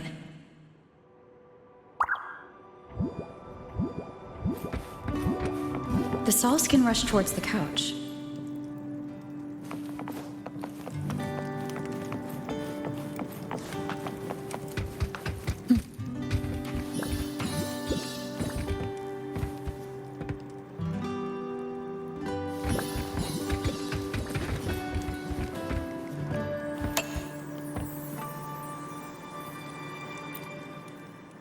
Childhood doodles. All telling stories of heroes saving the day. Well, she had a creative approach to art.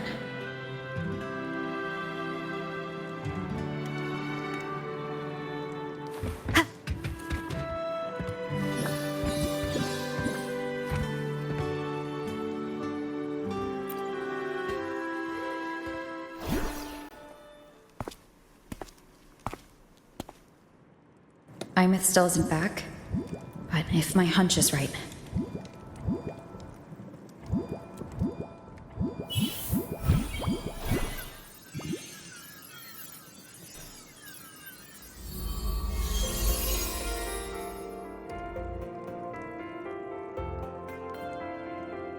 Aemeath, have you been out terrorizing those snow fluff seals again?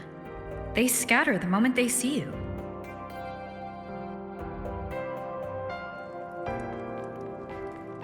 Keep this up, and it won't be long before there isn't anyone left in the Frostlands to play with. Have you finished your lessons? You start school soon. Maybe spend less time gaming, huh?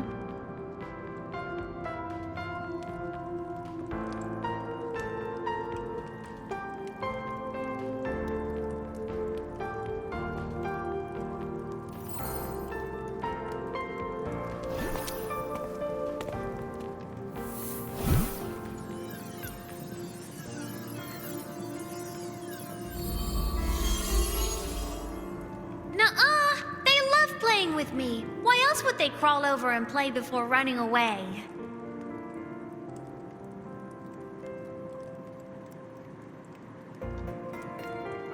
And my lessons? You promised me another level of split stars. No takebacks.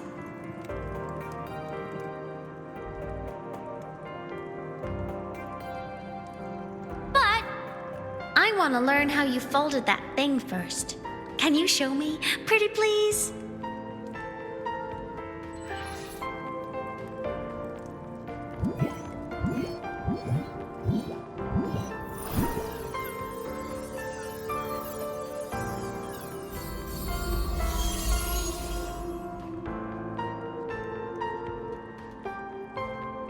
You mean the paper plane? Nosedives right away, but yours flew so far. How?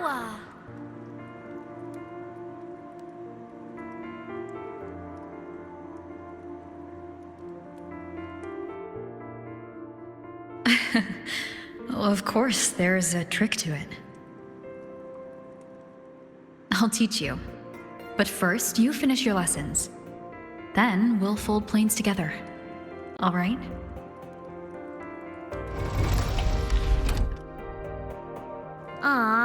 Okay. You promise? I promise. Cross my heart.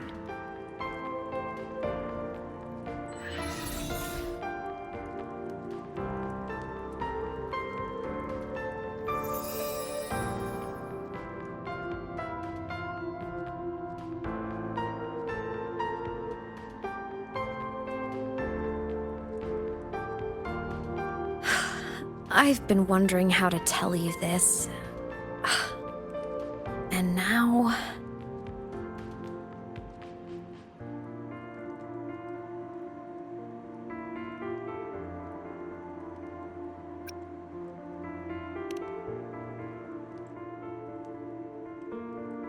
When I was little, I woke up one morning and realized I couldn't remember the sound of my parents' laughter anymore.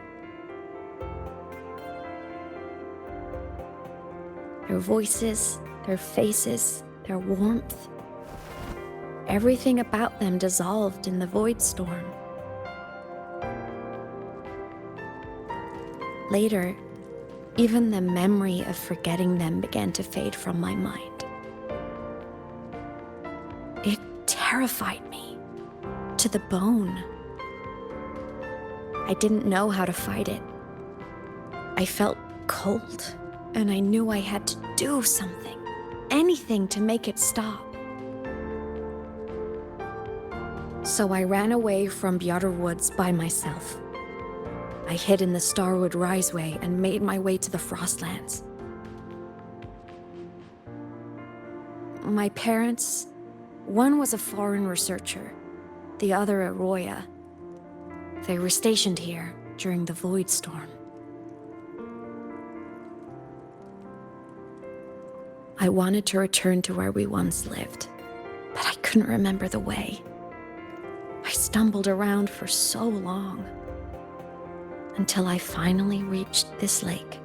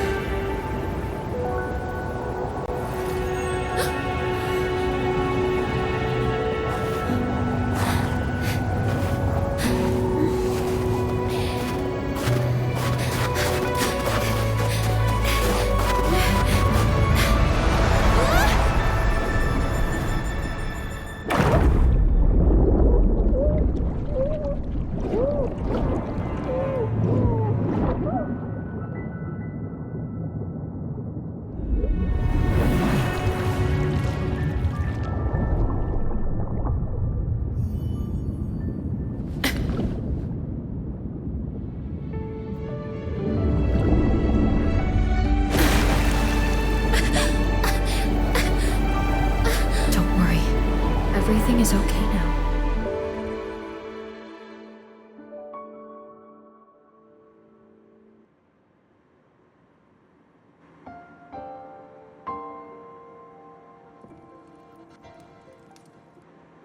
My past self saved you.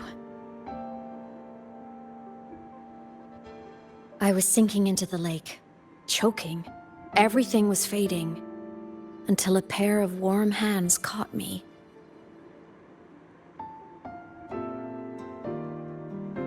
They held on tight and pulled me out. And when I opened my eyes, I saw you.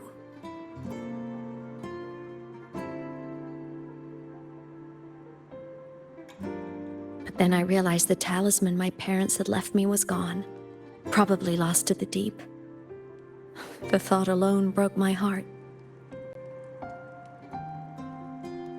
I cried so hard.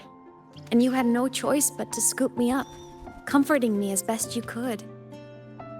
You took me back to your cabin to get warm. And after that, well, you guessed it. I stayed with you there, under your care, until the day you left Lahai-Roi. Why did you keep this from me?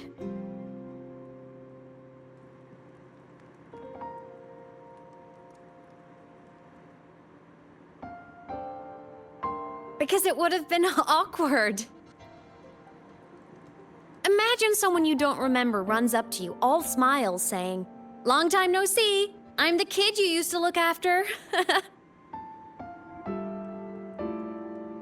And what would I even say next?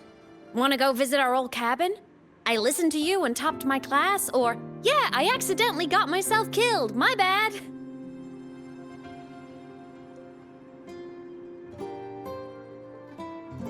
Saying any of that would only burden you. You never asked for any of it.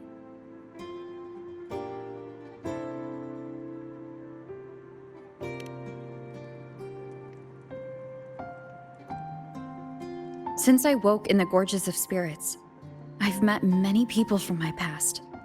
They've helped me recover pieces of myself. It's a good thing.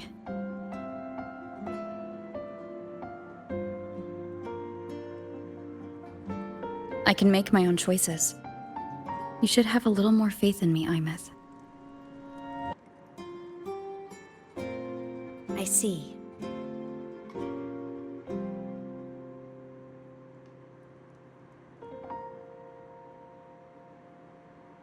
Then I'll just shoot away. My freshman speech, my first song release, the time I hit a new sync rate record. You missed all the big moments.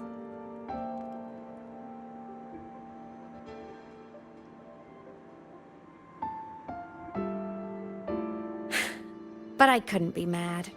I knew you were busy. You were always off saving Solaris from the lament. You had to, and I do think that's a good thing. So I thought, why can't I do the same? Look, I kept Lahai-Roi safe while you were away. Sure, there was a cost, but not bad for your unofficial apprentice, right?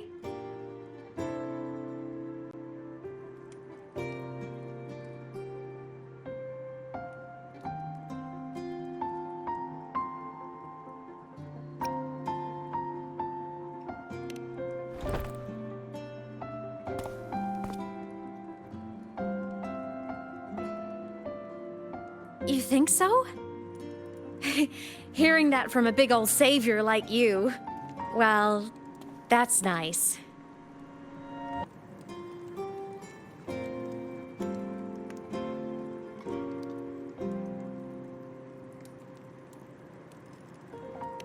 You mean after you left?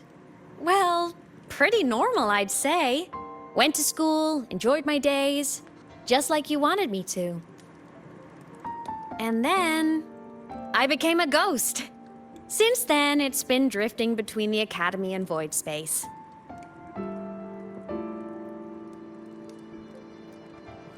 See? There is a bright side. Dying gave me a free pass into Void Space. I'd call that a win. Gotta explore somewhere, right?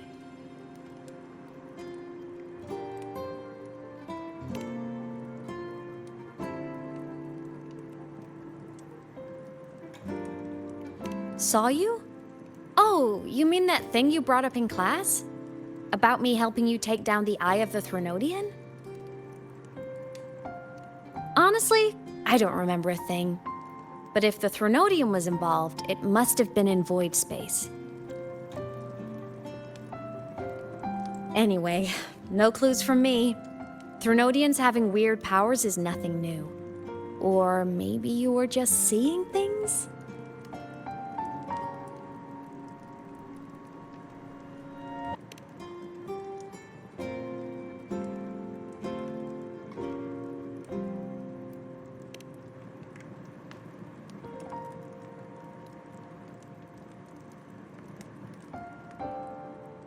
Hey, easy now. Just rest here tonight. We'll handle everything tomorrow when you're stronger. Project Rebuilding Myself is going great. Once we reach the Exostrider and recharge with the reactor, we can make for Sigillum and finish it for good. I will take care of the problem for you.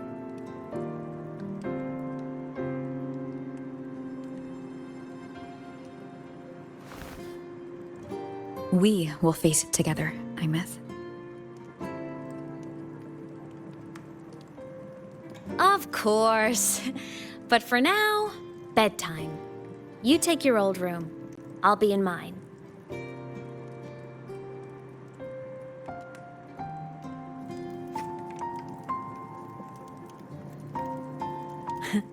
Kinda takes me back, saying goodnight like this. Just like old times.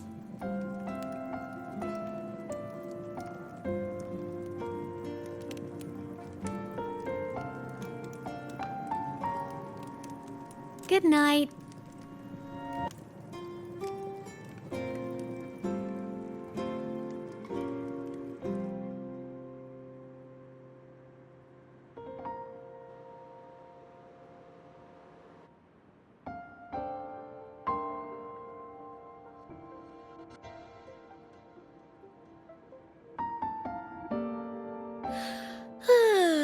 Huh? When did I fall asleep?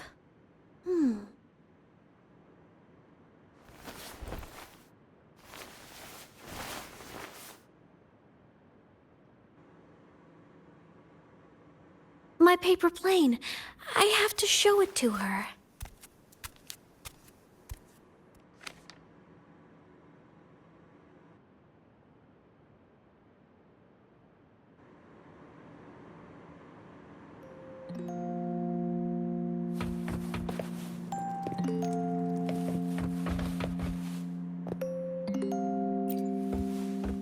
This cat stuffy she gave me is so warm.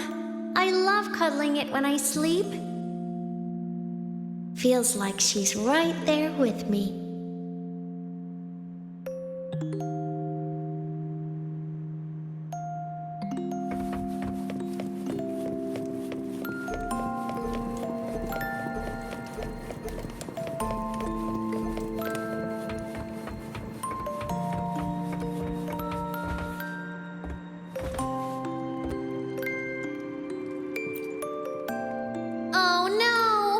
I forgot to save my game. That was my best score ever. Next time, I'll definitely beat her record. I'll show her.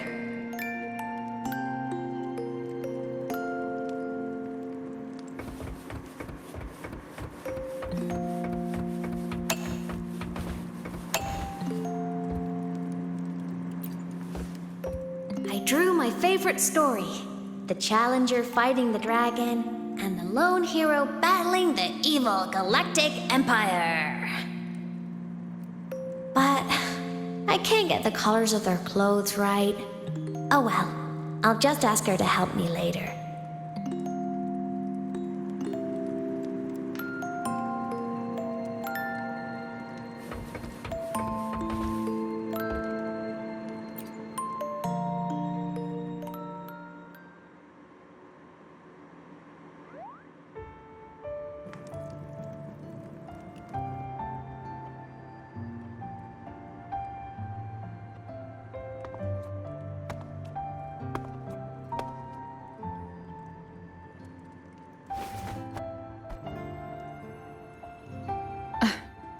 Aemeath.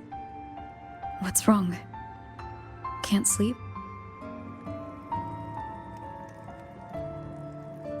Are you sad right now? No. Just thinking about some things. You're lying. You are sad. You see right through me, huh? I'm not sad. I just... Well, to put it in your words, I guess I'm thinking about my homeland. Then, do you want to go back for a visit? I can't go back. Why?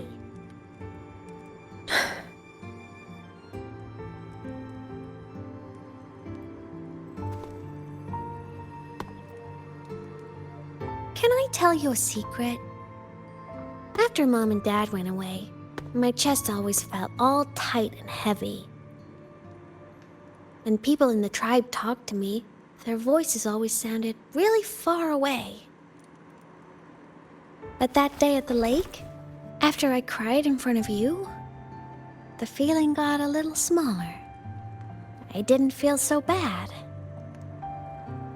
I know you can't say this stuff to other people, 'cause they all think you're super strong.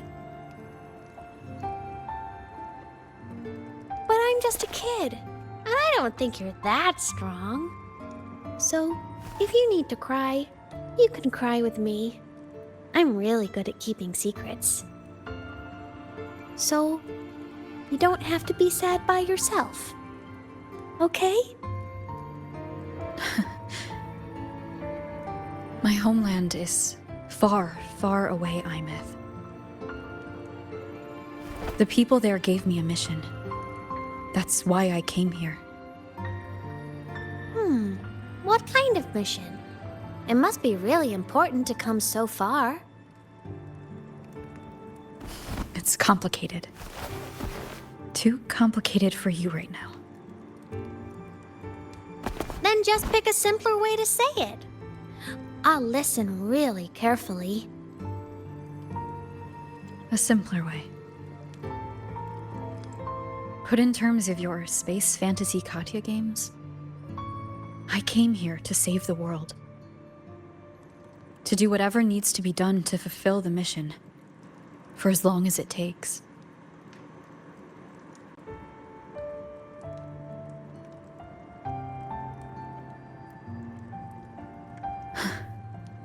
But was it the right thing for me? Because one day I realized I would never return home. I couldn't stop thinking about that faraway place. More than I ever had before. In what you'd call dreams, I'd go back. Stand there. Just stare at what I once called my homeland. Even if staring didn't change a thing. Even if it was pointless. Oh, I see. You miss home. Maybe. But talking with you makes it not so bad.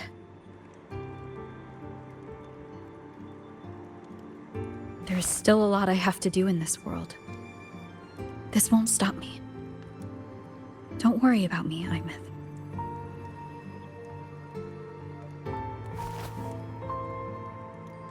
Yeah?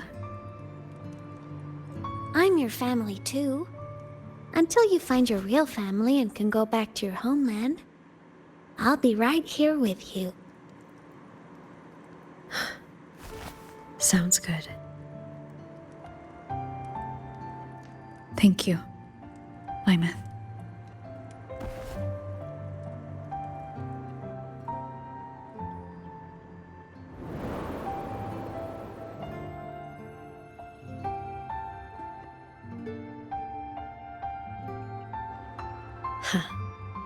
A dream of the old days.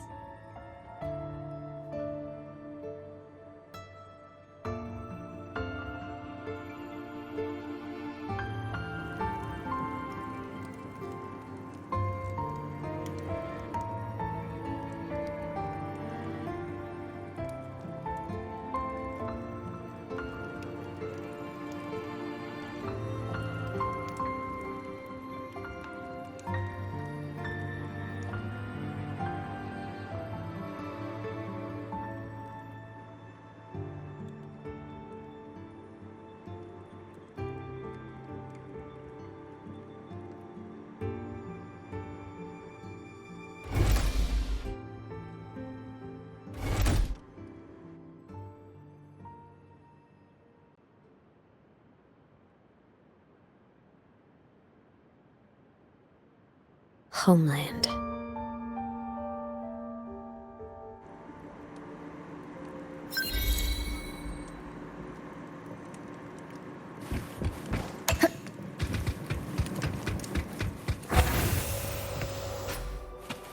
Morning!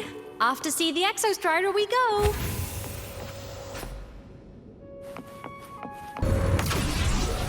Looks like a long way. Better take the bike.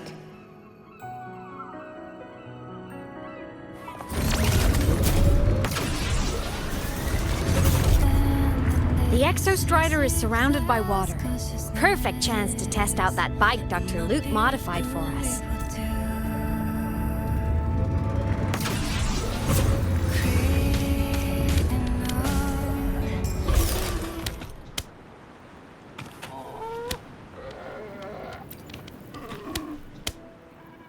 Are you ready for the end?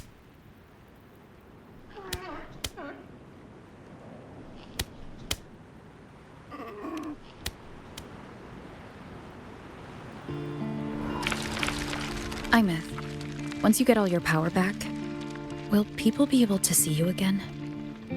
Hard to say. There's no precedent for my situation. It's all just theory. But what if it works? What would you want to do then? Haven't decided. But I'm definitely going on a proper tour of the Academy.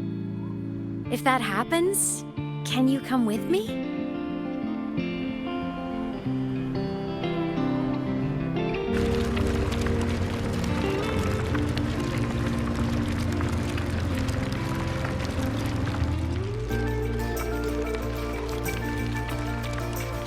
Look! It's sleeping.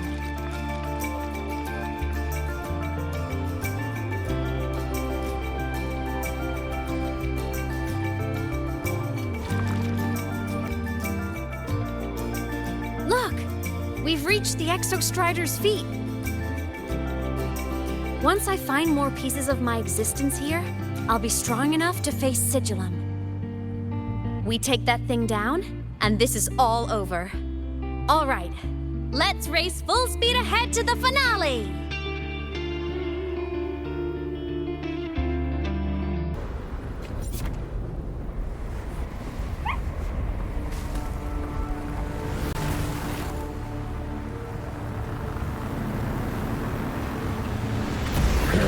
Over. Pilot control.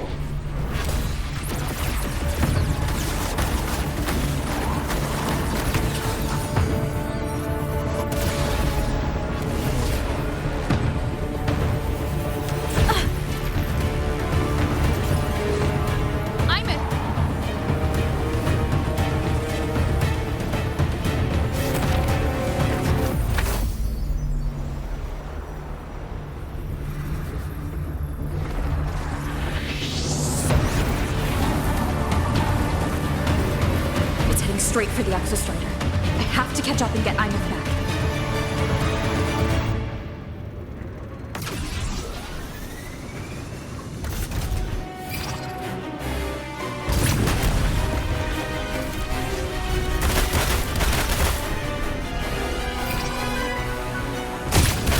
Complete. It's throwing up barriers to block my path.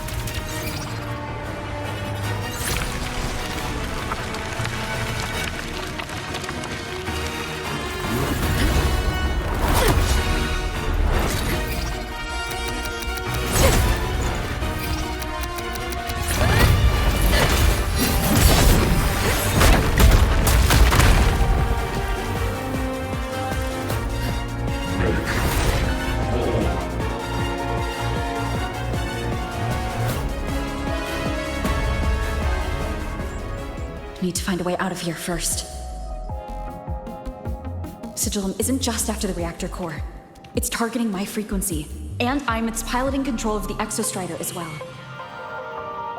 What exactly is it planning?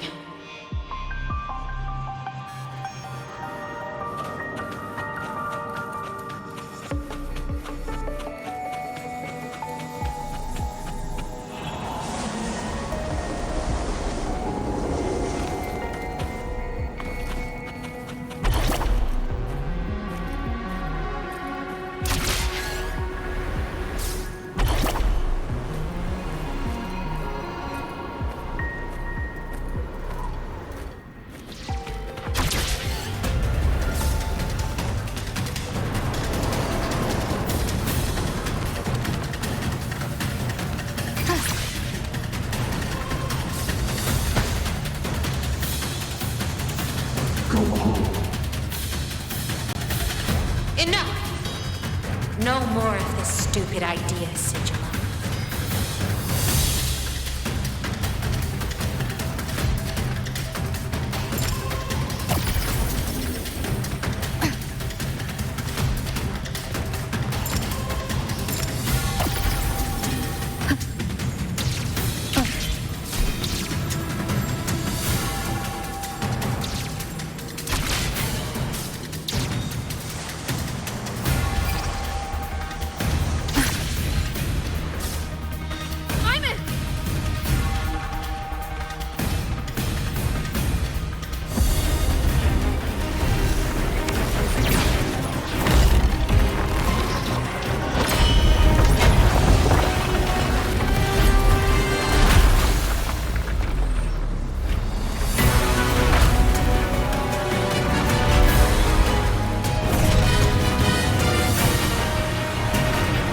Destroying you is the only way to protect her. Then so be it. Damn it! Can't force reboot. Open Strider Gate. Not while I'm here. Don't even think about it. Aemeath can't fully control the Exostrider. She needs my help.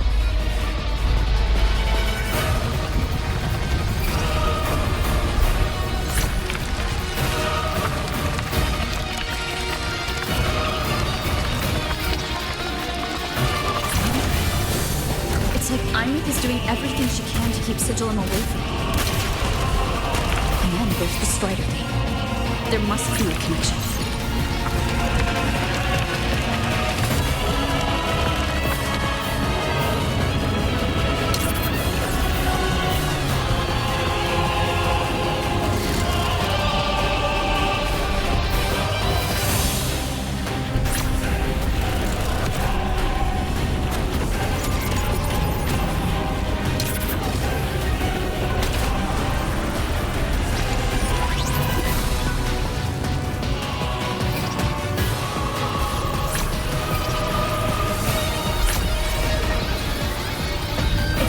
Speaking more clearly now.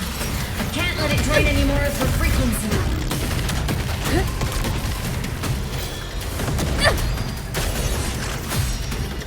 Gotta pull it inside. Gotta end this for good.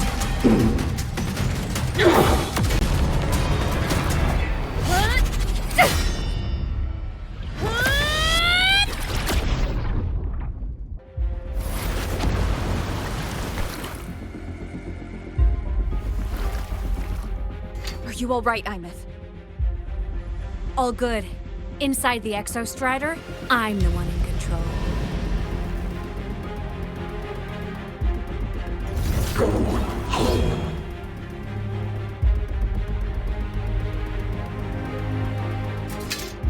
I'll destroy Sigilum. So, just go. Stay away from it, okay? Please. I'm begging you. Aemeath? Why refuse?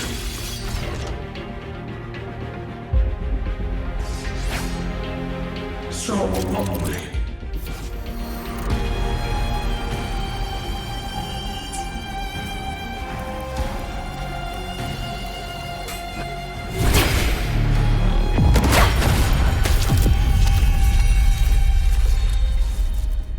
Open the Strider Gate.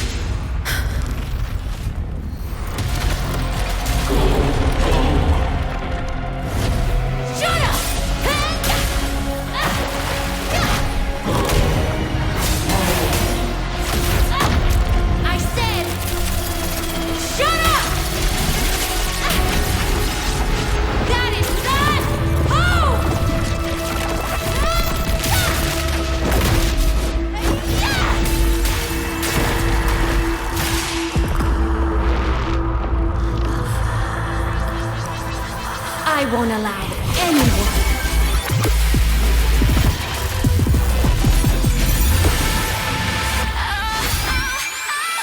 To harm Rover.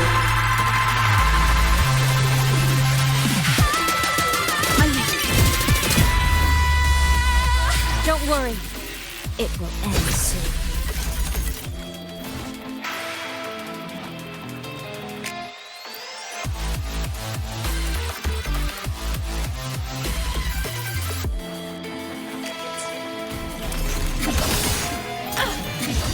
Blade cleaves the night. Peril purged in light.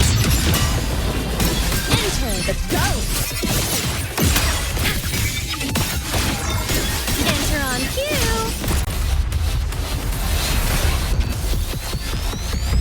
The extravagant dome shall melt away.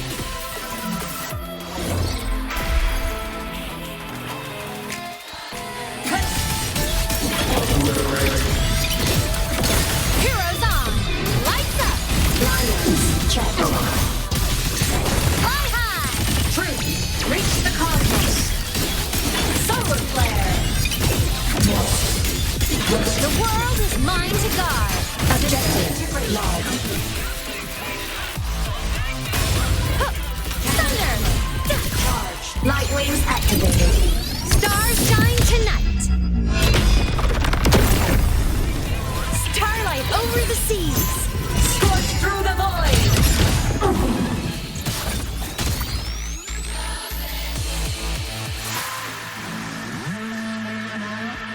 This mission has become an eternal shackle.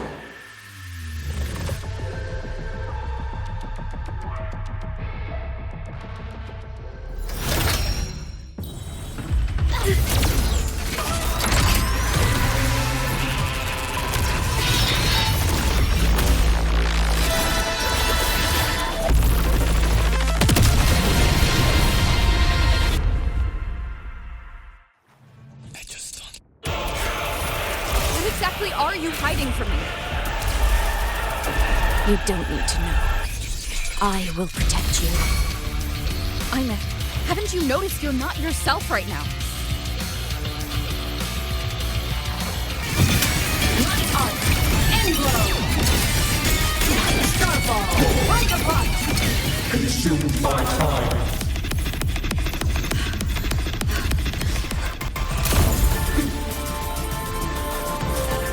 Down with the curtain!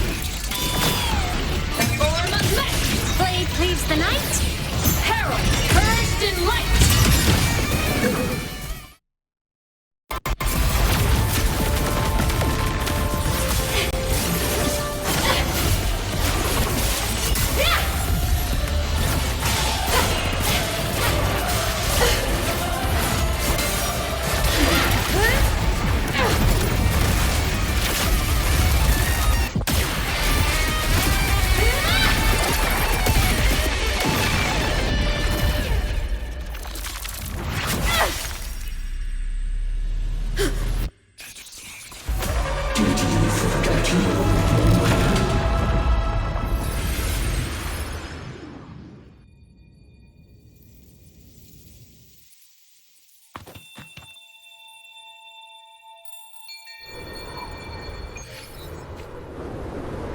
Aemeath and Sigillum are gone.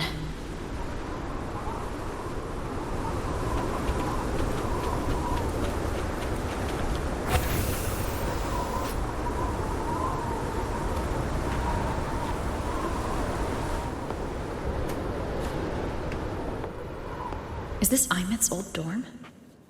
Since she can resonate with the Exostrider even after her body was destroyed, her frequency must have merged with it.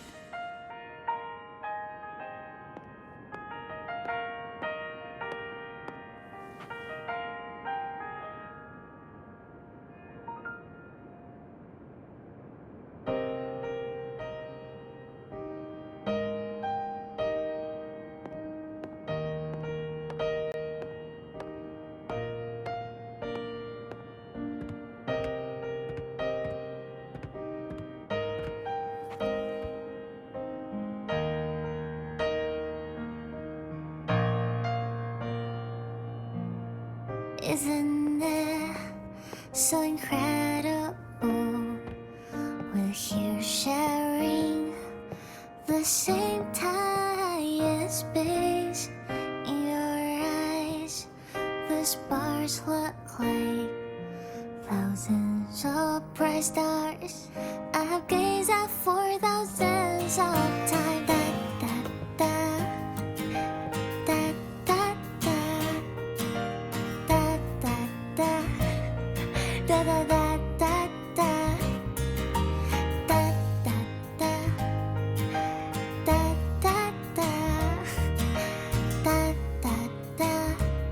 Goodbye. You build a world of miracles, some mundane but precious. The stream of shimmering daily moments return way to my soul and stop me from drifting in my feet. photo album. Solid ground to stand, so I sing together. Every light I'm giving all goes back to you, goes back to you.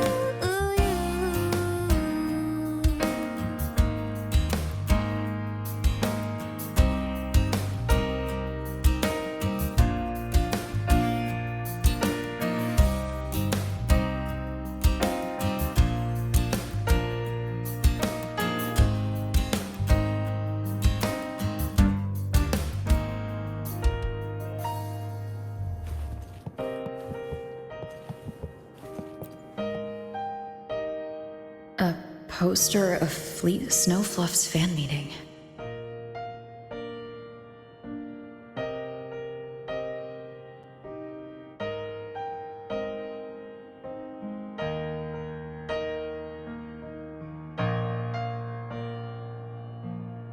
Isn't it so incredible?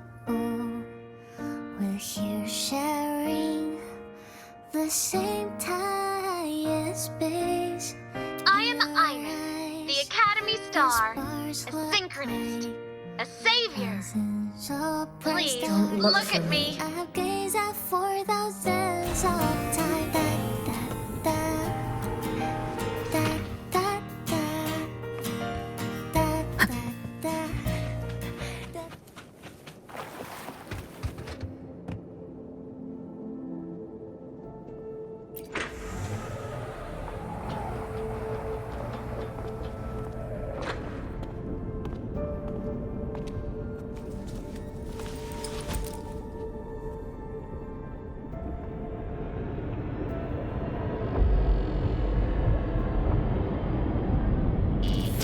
Piloting the Exostrider.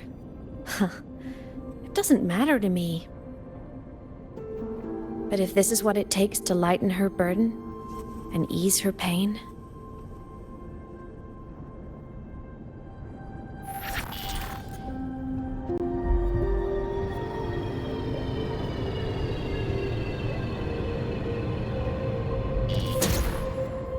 Saving the world.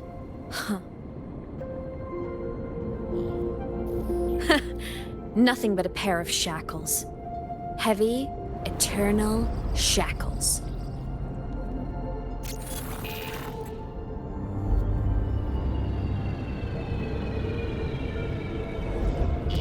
No, she can't ever know this. I must keep this secret. Bury the truth deep.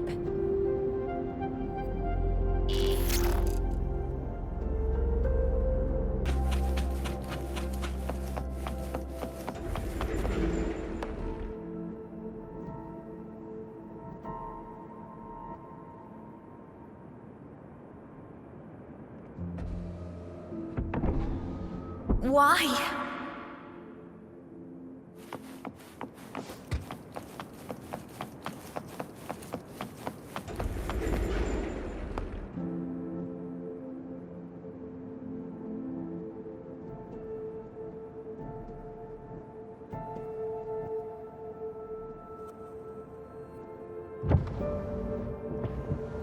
It hurts.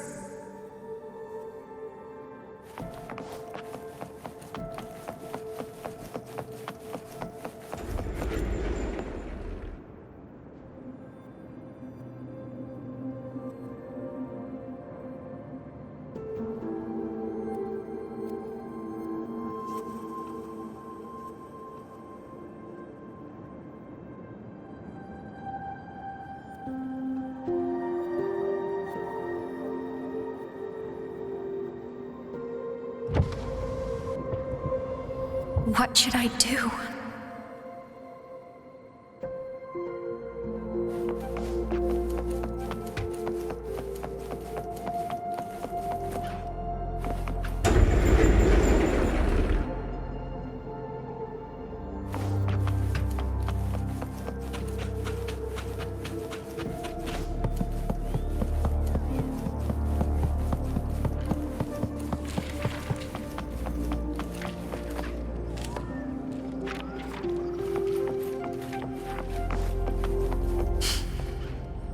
I can't go back.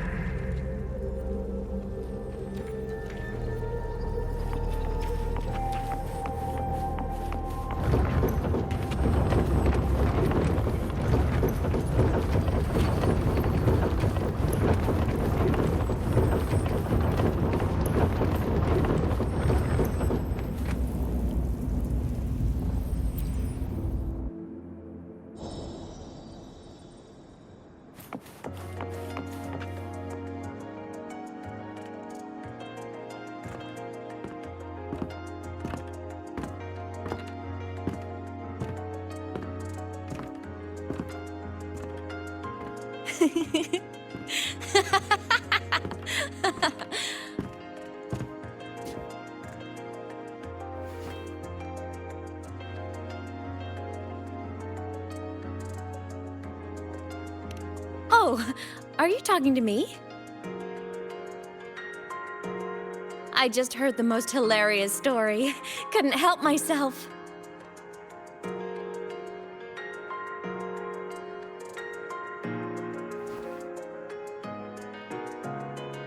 Since you asked, how about I tell you?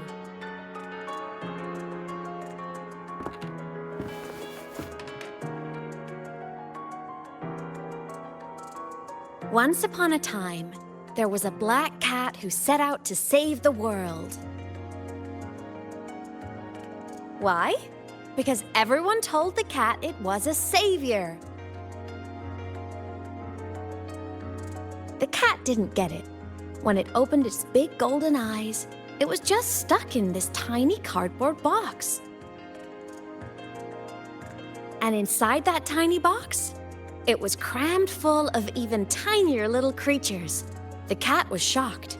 It had to tiptoe around, careful not to step on anyone.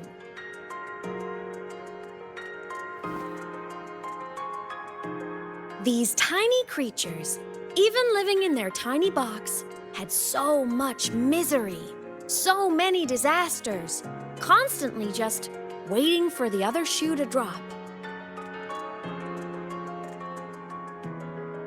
Please save us, they begged the cat.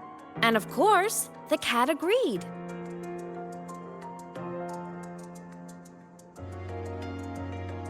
Even if they hadn't asked, the cat would have helped anyway, because that's who the cat believed it was.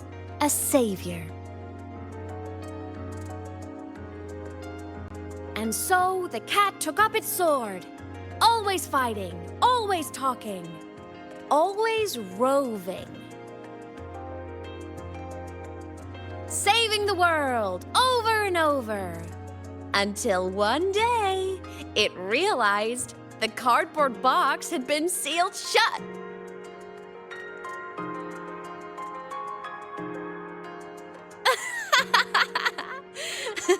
Isn't that kind of laughable?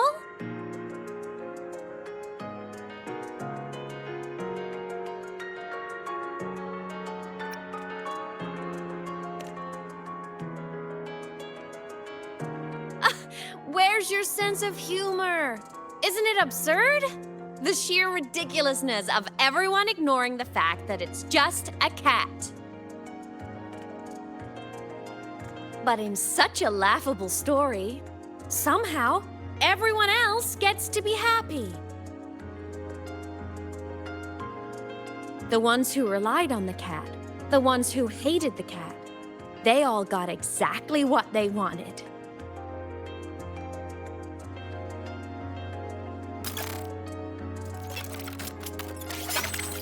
But what about the cat?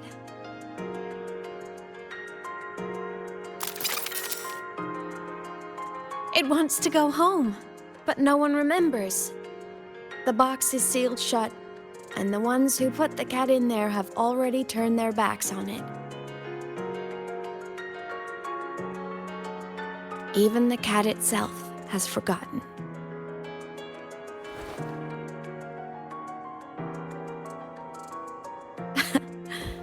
Isn't that so absurdly laughable?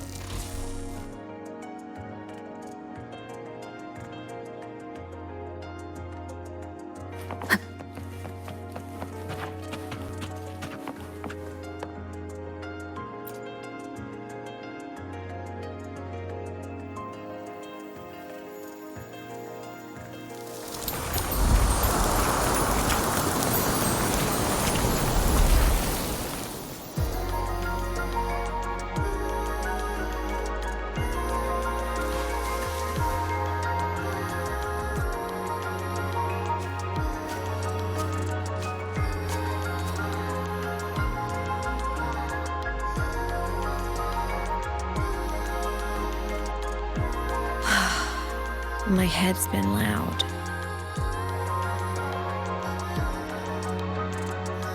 There's this question that just spins and spins up. I still don't have the answer.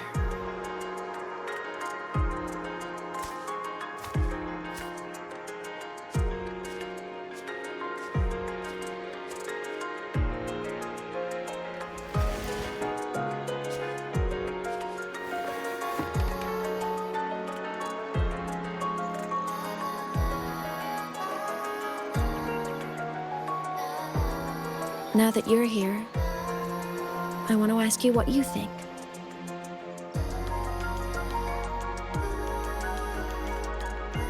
That person is my family. Family is supposed to look out for each other, protect each other. So I want to do something for her. She doesn't say it, but I can see it. All the stuff piled up inside her. The more you hide, the less you share.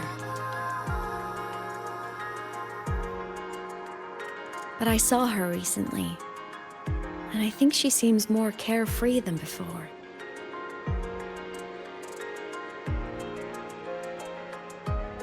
The sunlight in Jinzhou, the flowers in the Black Shores, the winds of Rinasita. She told me all about this new journey. It made me happy, truly happy for her. I guess forgetting can be a blessing. If you don't remember something, it can't hurt you.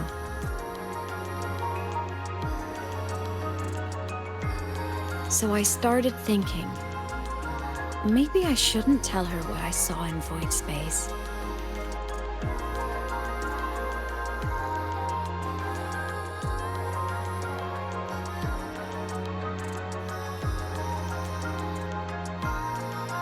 All that pain she carried about her home, it's gone now. Why bring it back?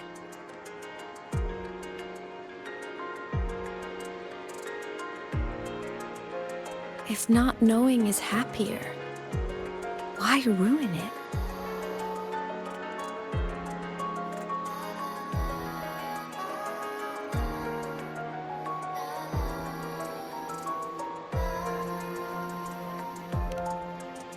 Even if the truth destroys that happiness, I can't.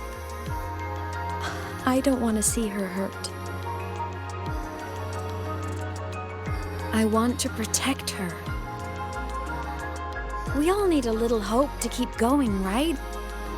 I want her to hold on to that hope.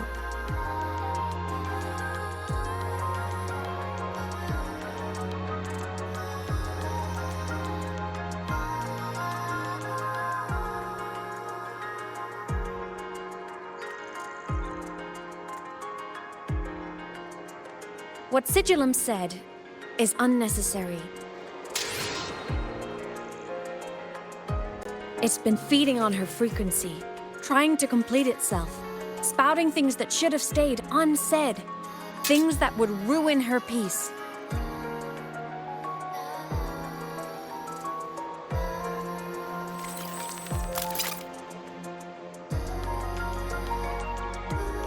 I must destroy it before it spills the truth.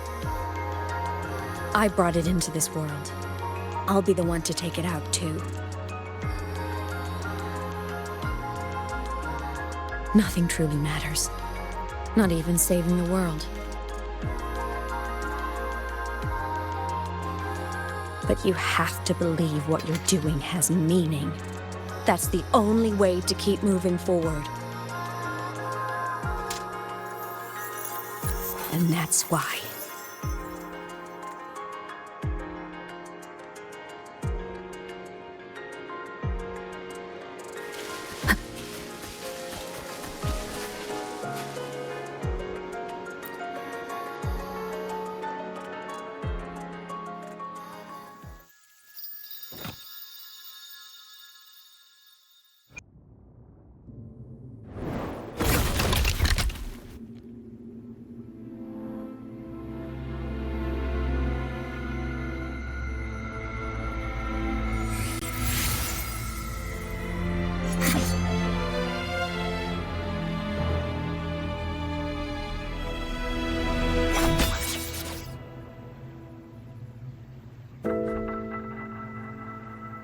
Stop, Aemeath.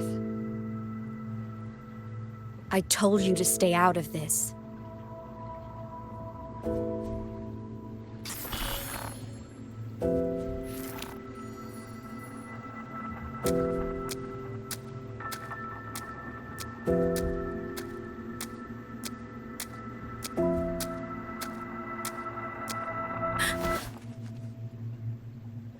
I know you did this for me, to protect my happiness, and I'm grateful. But it's over now.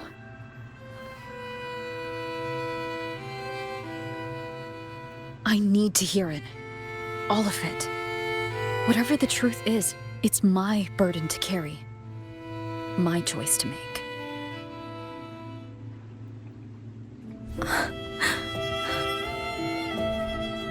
Carrying this on your own hasn't been easy, has it?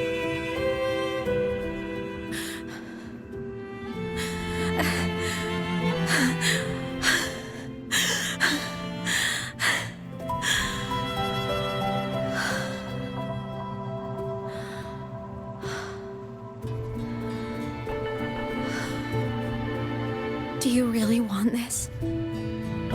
Even if it changes nothing? Even if it only weighs you down? Things only weigh on us because they matter.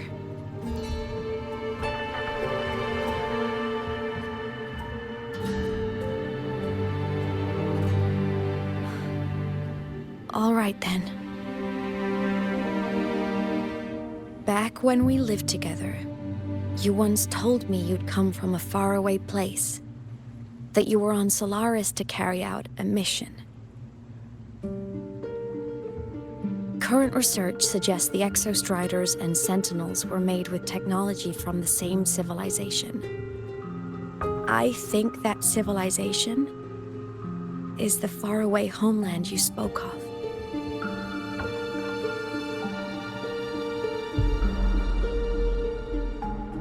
You never spoke of it to me or anyone else again. So I kept it to myself. Until I died and slipped into void space as a digital ghost. As I wandered through the ruins devoured by the Threnodian, I stumbled upon a faint frequency. Your frequency. Time is chaotic inside void space. There's no telling when it had been devoured. But I could feel your warmth in it. After so long without you, I couldn't let it go. I kept it with me. Guided by its strange connection to other frequencies, I traced my way through countless overlapping spaces until I found the remains of an Exostrider. That was when I realized that Exostriders were built to transport Sentinels. They trekked through stars to deliver Sentinels to Solaris. Until, during one jump, the Threnodian Aleph 1 must have noticed them.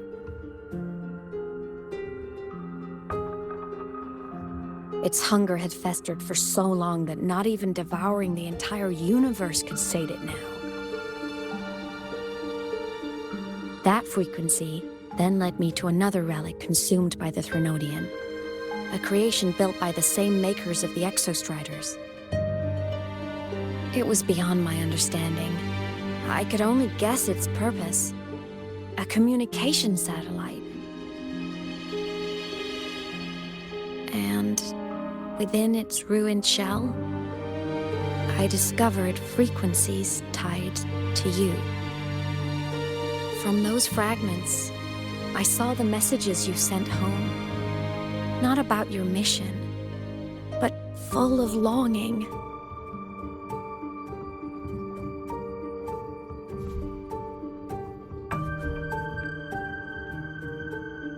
You said you wanted to go home, even if just to lay eyes on it one more time. But their reply was a rejection, because it wasn't part of your mission, because it was unnecessary.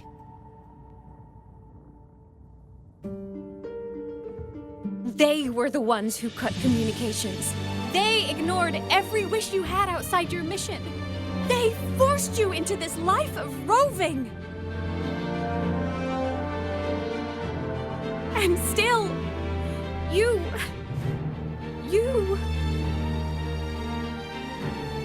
crossed the stars to fulfill their wish.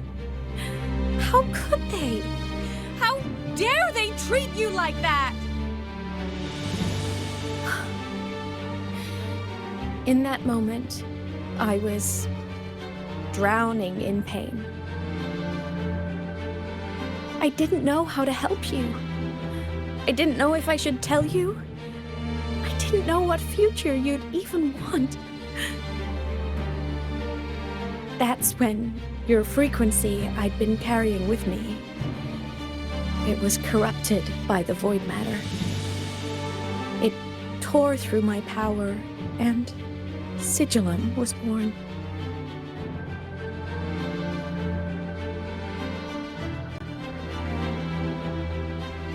It was born from my mind, from all my worries, my fears, everything I imagined you'd suffered. At first, it acted on nothing but the instinct to go home. It craved your frequency, trying to make itself whole, trying to seize access to my piloting control. So it could reactivate the Exostrider and cross the Strider Gate to get back home. Exactly. The more of your frequency it consumed, the more coherent it became. I couldn't let you hear those words, so I tried to destroy it. This is what I've been keeping from you. I'm sorry.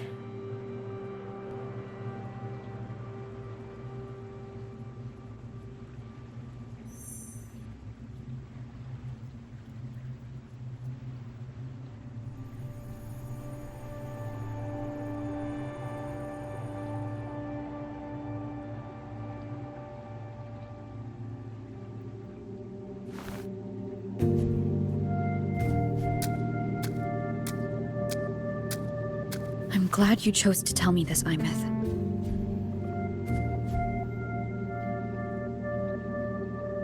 Hearing this, it's a lot to process.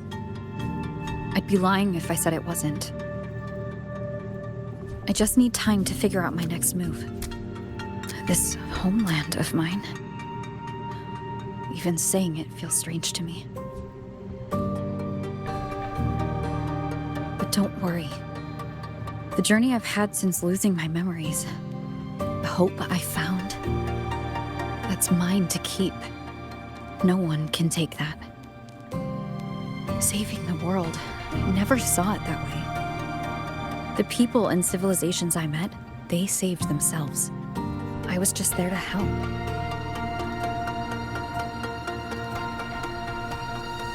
Jinzhou's soldiers fought through retroact rain till dawn. The Black Shore's bloom bearers ran themselves ragged across distant lands. Renacita's factions all dared to defy the dark tide. Lahai-Roi's people never stopped reaching for the stars. I'm no savior who fell from the sky, and no one ever saved themselves by waiting for one. There's been plenty I couldn't do. Losses I couldn't prevent. Sacrifices I had to accept. But I'd do it all again. Every bit of it. If this was a mission from my past, I'd be lying if I said I didn't care what they thought of me now. But that's a question for later. Right now, we have more important threats to face. The fact that I'd choose this path even without my memories, that tells me this is who I am. I can't stand by while the lament brings suffering. I care about this world too much. But I'm afraid you'll feel alone. With everyone here? With you here? Not a chance. I will be there for everyone as we head toward our shared future, leaving the past behind.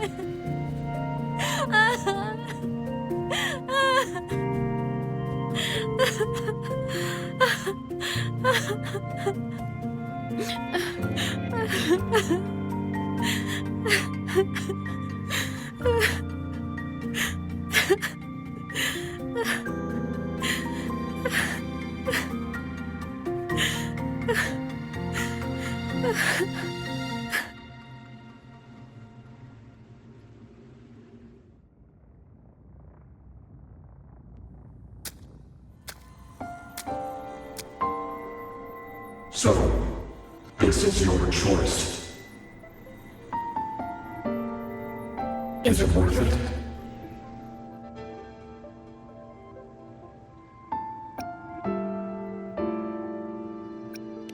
I know where I'm going now. That's what matters. Not where I started. Then keep going.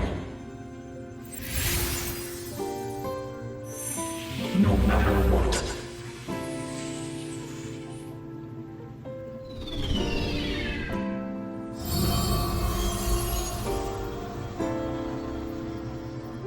The core!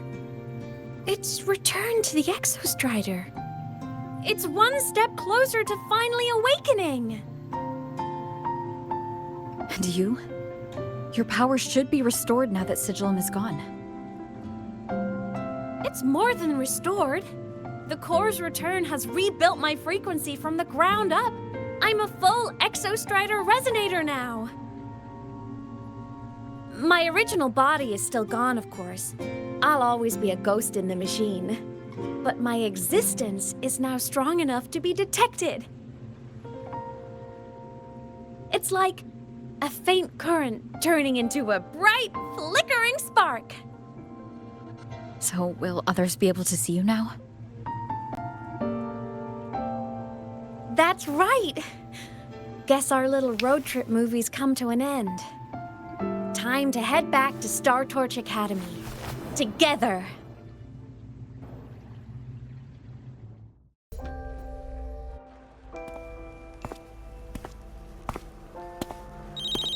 All good on your end, Golden Girl? Lucilla mentioned the Exostrider in the Frostlands just moved. Please tell me that was you. That was Aemeath. Given how well you know me, I assume you know her too. You found her? I brought her back to the Academy. It's a long story. I'll fill you in when there's time. Understood. But I do have to ask, on Lucilla's behalf, what's the status of the core? It was returned to the Exostrider. That explains it. The Research Institute is reporting a spike in void matter concentrations over Lahai-Roi. Void storm activity is kicking up again. Back when the reactor drive was in the sky, its annual self-diagnostics caused the Exostrider's greatsword pointed at the Threnodian to weaken.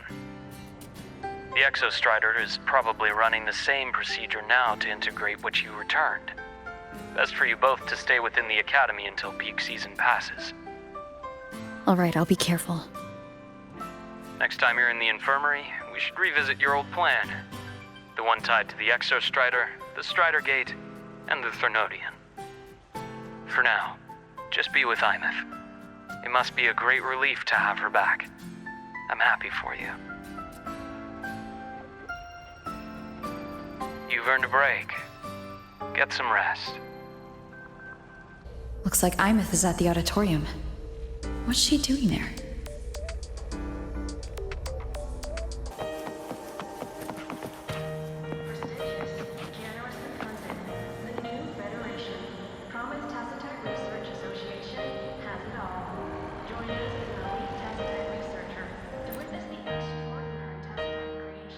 You know what? I just had a brilliant idea. Why do I get the feeling someone's about to get in trouble when you talk like that?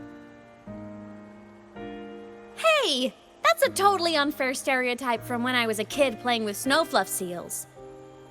I was just thinking, now that people can actually see me, I could, attend my own fan meeting. An unfinished song completed after all these years. Doesn't that sound amazing? I know, right? You have to come too. You have to see this star perform. Forget all your worries for a night and just enjoy the young energy of Star Torch Academy.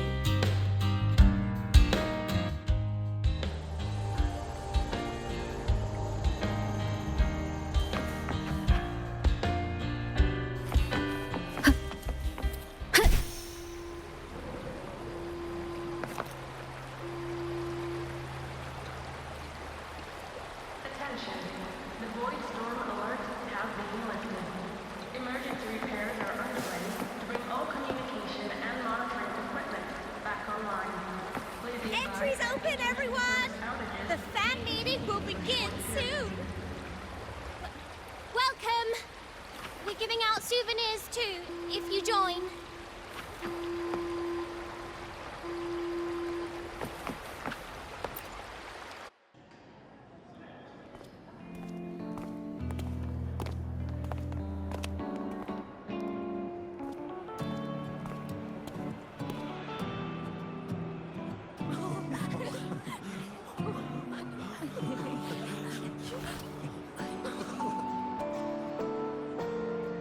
For years, the little website I threw together to post songs kept getting comments.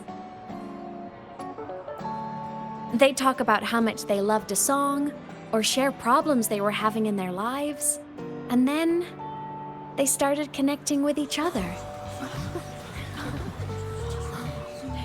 I never saw myself as a hitmaker. I was just an amateur, singing what was in my heart. But over time, they stopped being just my songs. They became a melody that connected people. If my listeners want a complete song, I'll finish it for them. Or maybe for me, too. You really do care about the people of Lahai-Roi, don't you, Aemeath? I guess I do now. Wouldn't have said that at the start, though. To be honest, I never had some grand passion. Before I became a ghost, I just wanted to live an easy, happy life and try a little bit of everything.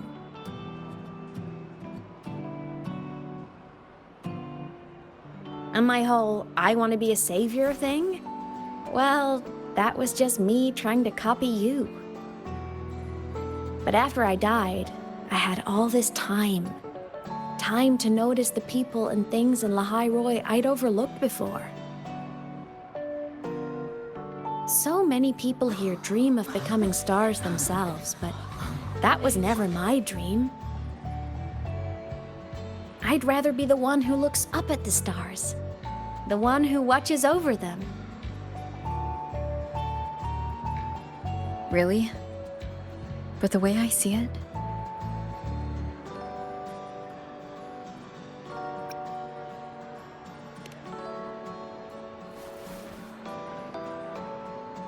go on then, Aemeath. I want to hear you sing. You'd better, because you're my most important audience today. But first, you need a better look for the show.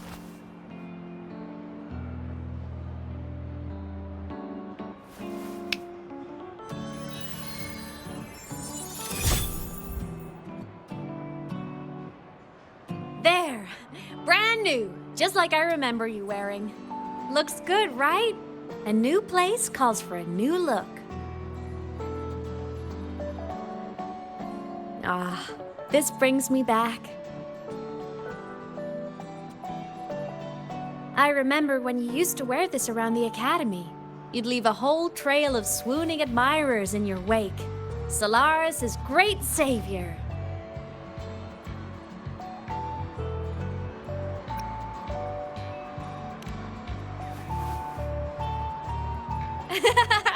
What? Are you blushing? Since when is having charm a bad thing? Now, go grab that seat over there. Best view in the house. I scouted it myself back when I used to nap through lectures. As for me, it's showtime.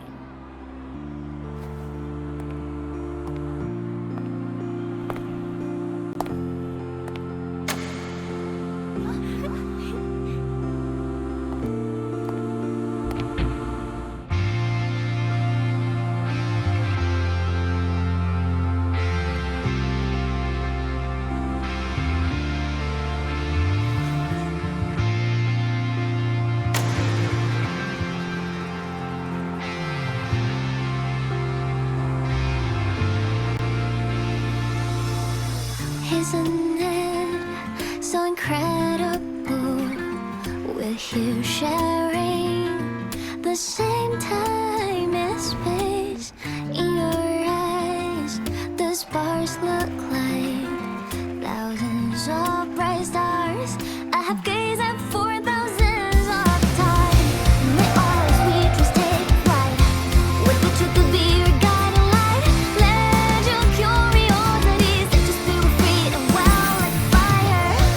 If a lonely night surprised to see our dreams glowing brightly, every second is worth it. If you love all miracles, someone in the treasures, the stream of shimmering daily moments return way to my soul and stop me from drifting. It might be the solid ground to stand, so let's sing together. Every line I'm giving all goes back to you, goes back to you.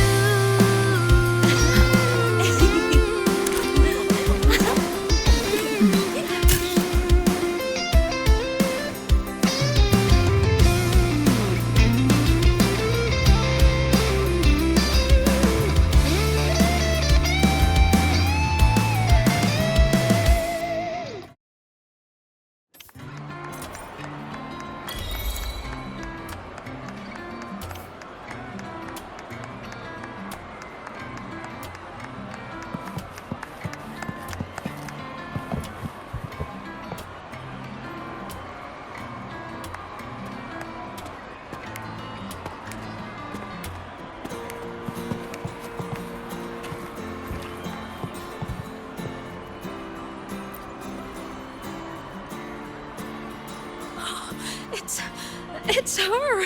Fleet Snowfluff! That's definitely her voice. Oh, I can't believe she's actually here. See? Skipping class was totally worth it. Oh, she's so bubbly and spirited, just like her songs. I'm getting her autograph later. Of all the songs she's posted online, my favorite is Indigo Universe. What's yours? Of course, it's the Tard E song. It's so funny and catchy. You can't be serious. That song's pure brain rot.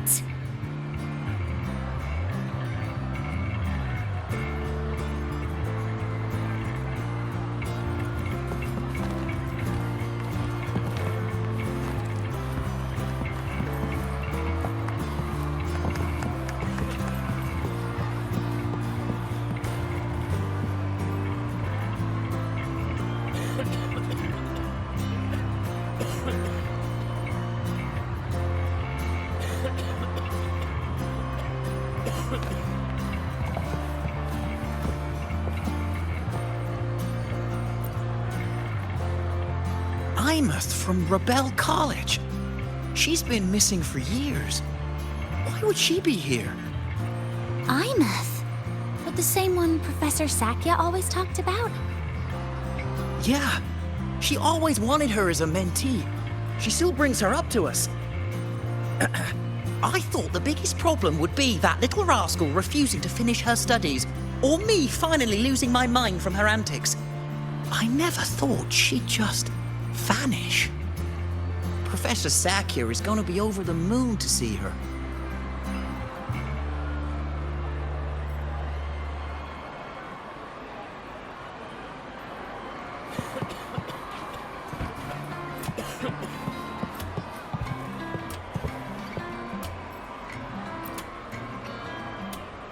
Aemeath. I heard that name from a senior in energy science, but I never imagined she was Fleet Snowfluff. No. No, I can't accept this. Why? Because she was the social butterfly of the academy. The professor's headache and their golden student all in one. I still don't see why that's upsetting. It all sounds great to me. Her song, Fallen Petals. After hearing it, I always pictured Fleet Snowfluff as a tender, gentle soul. But now... I mean, she never really seemed that way from her online replies. Maybe your impression of her was a little too personal.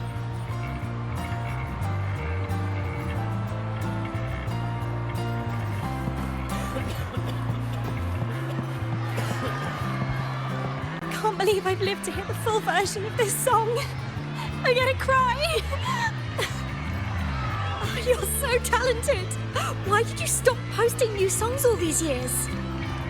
An autograph! Please, Fleet Snowfluff! All right, all right. Dry your tears. Autograph coming right up. Why haven't I been writing? Oh, you know how inspiration goes.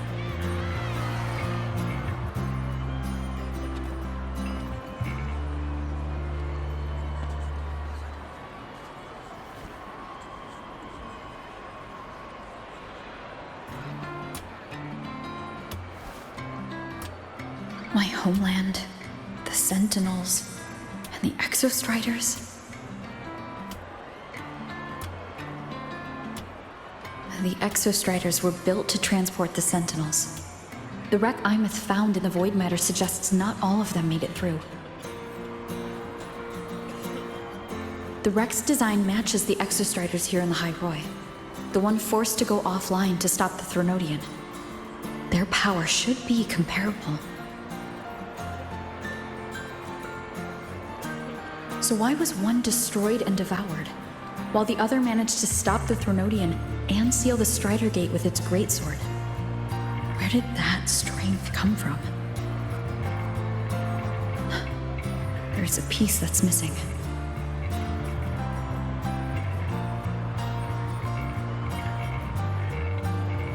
All done.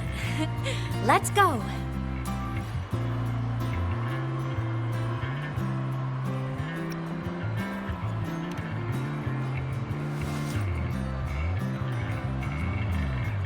Please, a little meet and greet? I used to host huge parties at the academy. So, where to next? A wander about the academy, just like we planned. No rush, Just a quiet stroll.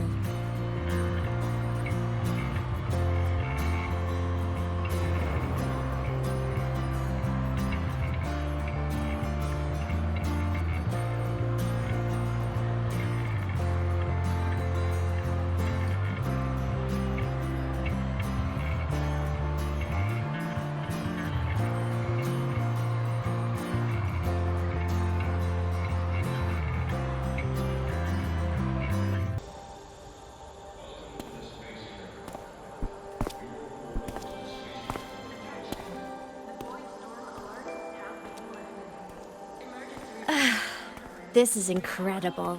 Having company like this? The boredom I felt as a ghost could have literally killed me again. Wanna go up top to feel the breeze?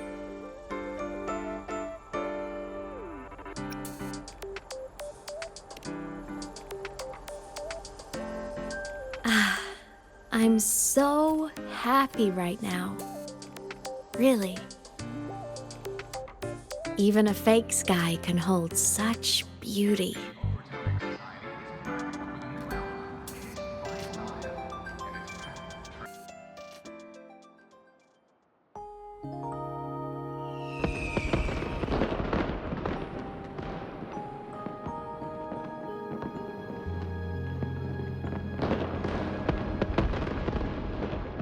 Now that your frequency is stable, what will you do next? Stay in Lahai-Roi, maybe?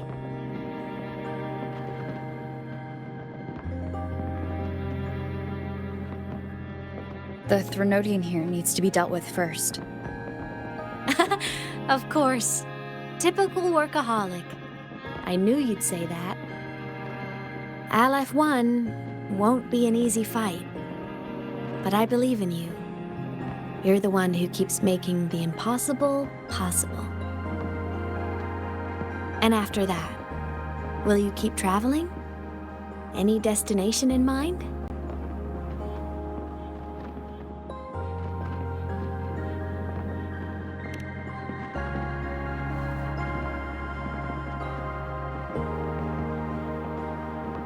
Of course. Take your time. This world you've chosen is vast. You can go anywhere.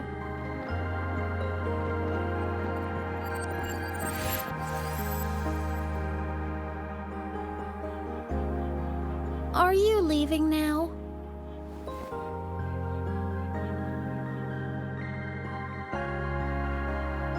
Yes.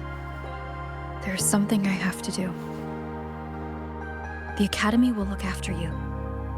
Or you can go back to live in Bjarder Woods.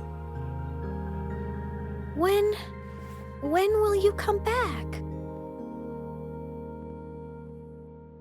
I don't know, Aemeath. I'm sorry. But I'll come back to see you when I can. I promise. You promise? Promise. Then I'll wait for you here in Lahai-Roi. Don't feel you have to. The world is vast. Don't let me or Lahai-Roi hold you back. But you can live for so many years. What if I'm gone by the time you return?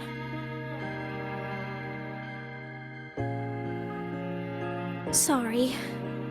I shouldn't have said that. You should go now. Aemeath. Just go! I know you're worried. It's not fair. Why does it have to be you saving the world?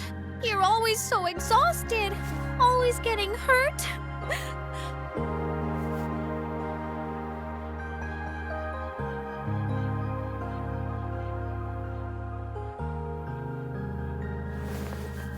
Look, Aemeath. I've walked through lands torn apart by the lament. Every tear weighs me down, and every cry breaks a bit of my heart. Their pain is no different from mine. Neither is their joy.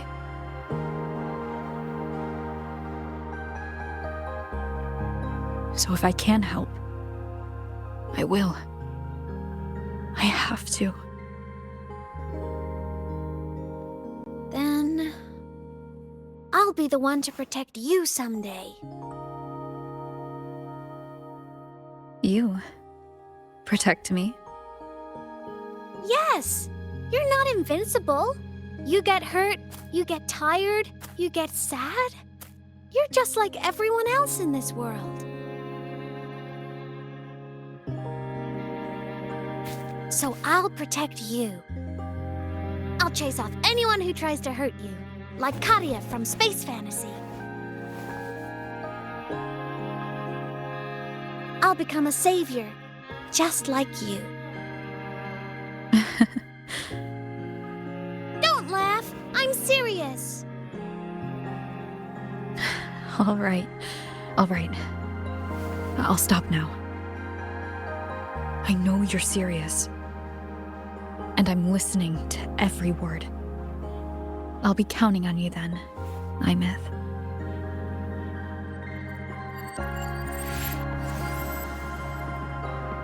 Tired? The frequency Sigilum took is coming back. It's not a great feeling.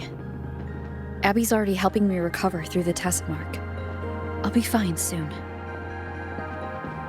Just close your eyes and take a nap. You deserve a little peace.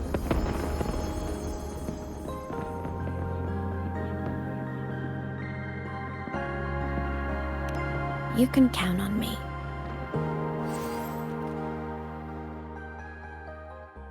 I must not falter. Huh? Why am I in control of Sigilum? Is it because I absorbed its frequency?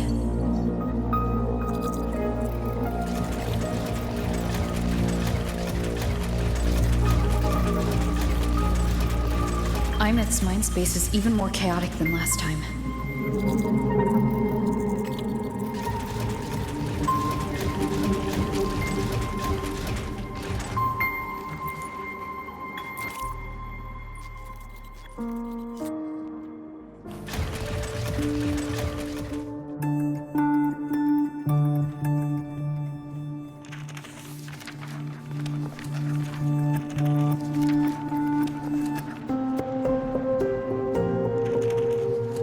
Sigilum. Back for more? Thought I made a mess of you last time.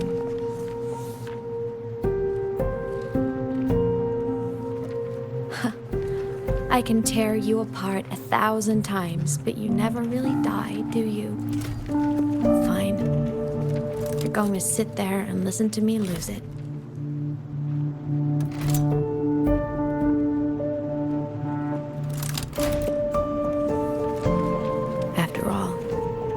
There's no one else to hear this.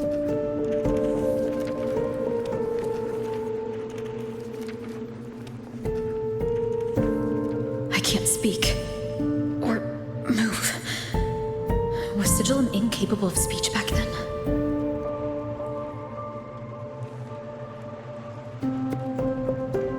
You know, I found something interesting in the Exostrider's reactor drive. A message left by my future self. Years ago, while sailing the stars towards Solaris, an Exostrider caught the attention of Aleph-1. Both of them tore through the Strider Gate, clashing in the caverns deep below. The Exostrider has combat features, but it was still no match for Aleph-1. Its body was shattered, energy nearly depleted, and void matter kept pouring through the Strider Gate. Aleph-1 kept pushing, desperate to squeeze its whole disgusting bulk into this world. It was almost successful. It would have ended everything. But then a girl named Aemeath emerged from inside the Threnodian itself. The great savior, making her dramatic entrance at the final moment.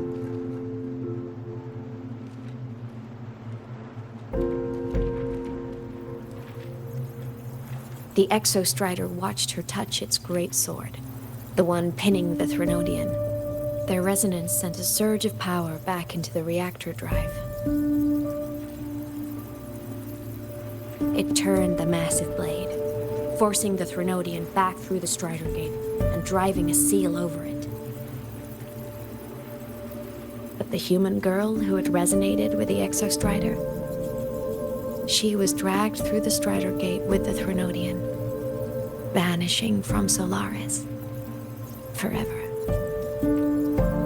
Aemeath was the key? She helped the Exostrider seal the Threnodian? I was shocked at first, but the moment I stepped into void space, it all made sense.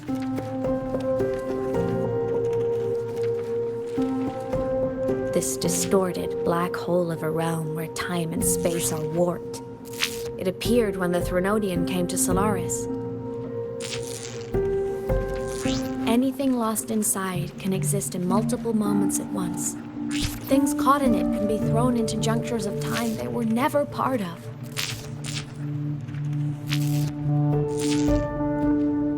And I can move through it all. The void matter can't touch me.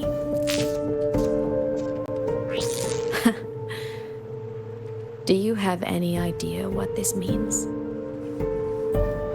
Aemeath, where is this going?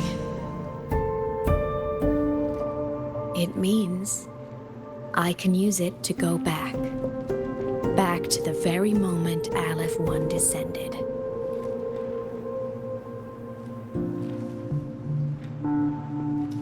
Time, cause, effect. A perfect closed loop. But my meeting with her all those years ago, that wasn't the cause. It was the effect. Only by resonating with the Exostrider and dying as a synchronist all those years ago could I later become the Exostrider's true resonator as a digital ghost. And only in this form could I cross void space, return to the past, and power the Exostrider to save Lahai-Roi.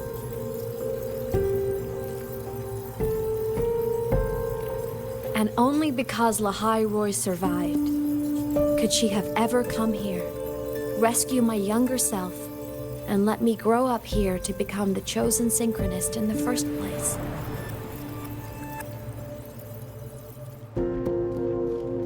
No, I have to get Sigillum to move. I need to stop. Only I can do this. It has to be me. Just like her, I can't turn away from a responsibility like this. There's just one thing. One last wish. Just one more time. I want to.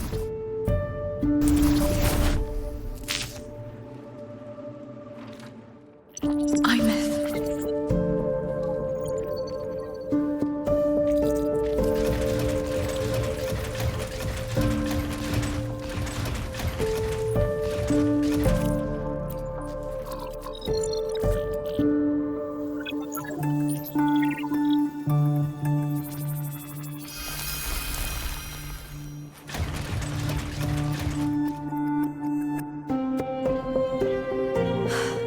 For over 10 years now, I've tried the same thing.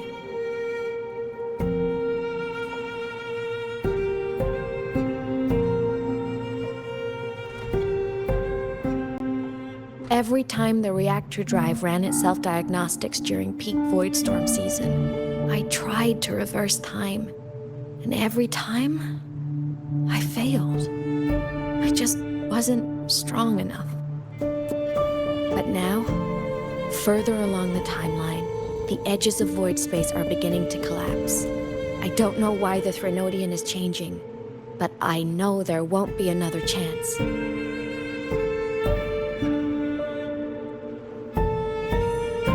I have to make the jump now, during this peak season, while void space is still stable.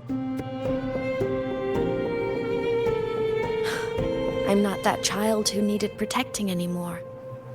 I have a duty to fulfill. Lahai-Roi is my responsibility. So if I can help, I will. I have to. But before I go, I want to see her again. That's my one selfish wish.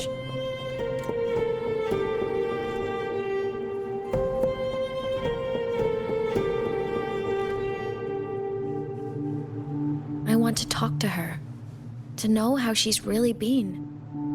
I want to spend a little more time with my family. I was always afraid that when she finally discovered the truth about herself, she'd feel so alone. But it's all right now. She told me about her journey after losing her memories. It was meaningful.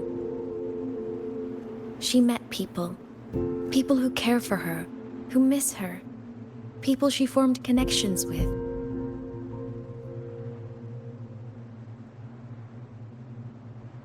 So even knowing the truth about her homeland now, she won't be alone. She has a reason to keep living.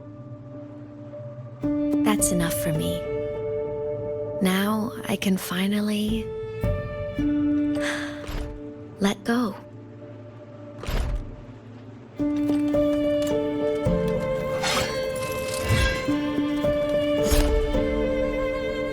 You? How? Aemeath, don't you dare decide this by yourself!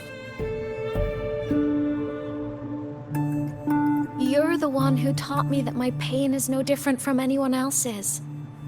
I can't turn my back on the responsibility I have.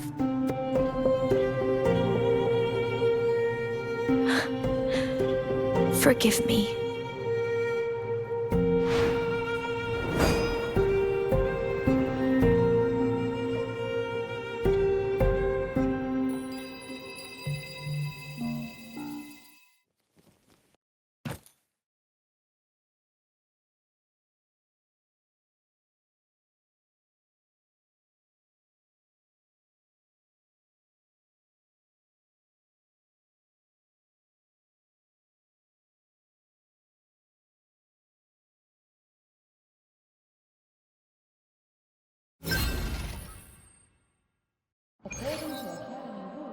Aemeath!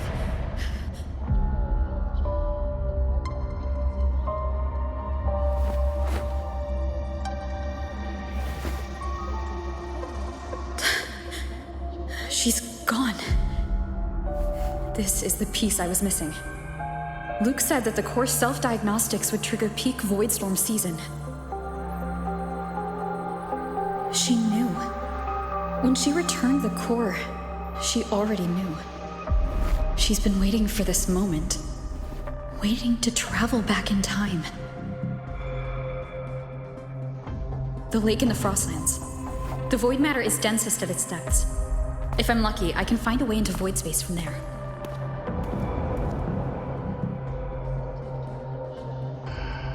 I can still catch up to her. I have to move now.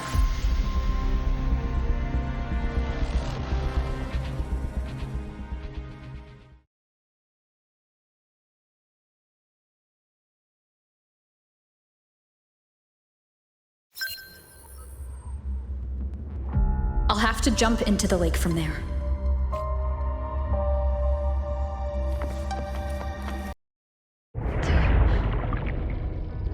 Don't go. Huh?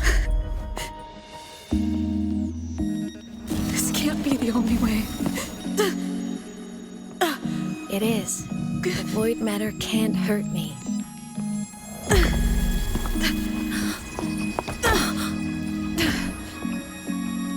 Don't try to save everyone on your own. This time, you have to trust me.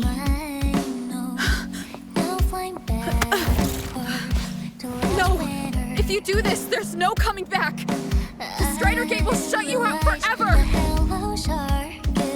only way. The loop will close. And Lahai-Roi will survive. And we will find each other in the Frostlands.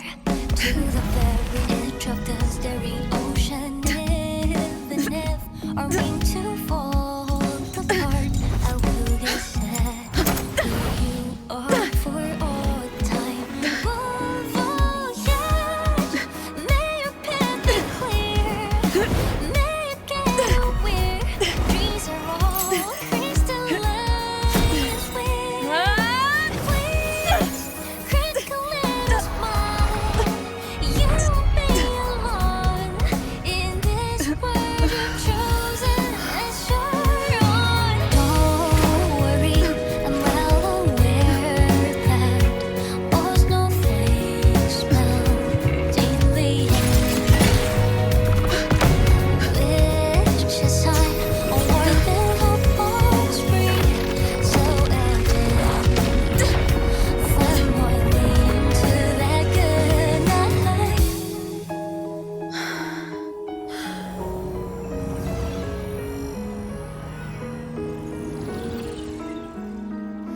Voyage, may your path be clear. May you get aware dreams are all crystallized. Please, critical little smile. You won't be alone. I hope to make you proud. I hope I haven't let you down. Time is such a dazzling riddle. Guess I'll spend my whole life forever with my body. It's breaking apart. Never regret wouldn't Have to overclock to get through. Should have known it'd be this brutal. find their destinations in the cosmos. Meeting you in this world with snowfalls. The most beautiful thing ever happened to me.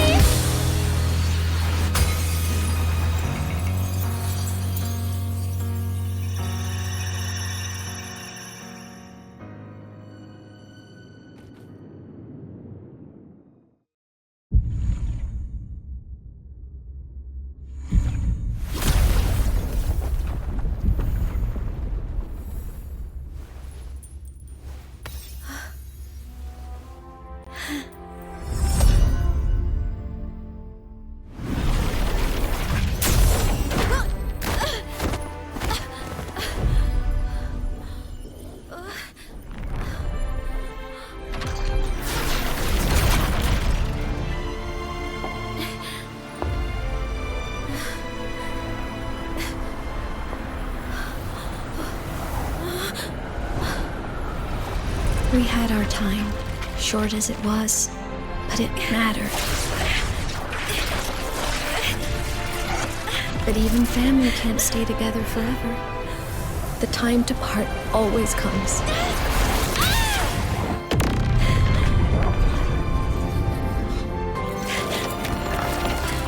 I've long come to terms with this responsibility.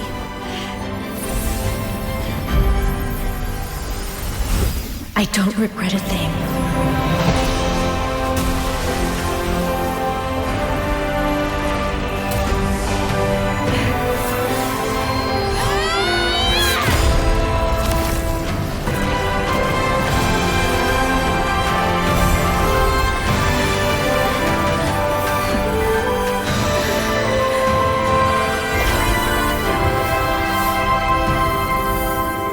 But still.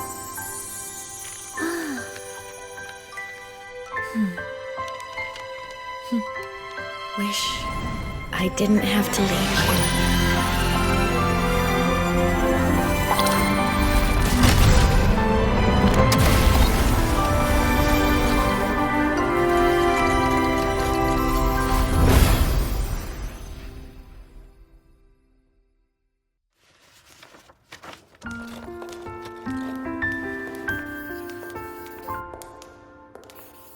So, what kind of person do you want me to be when I grow up?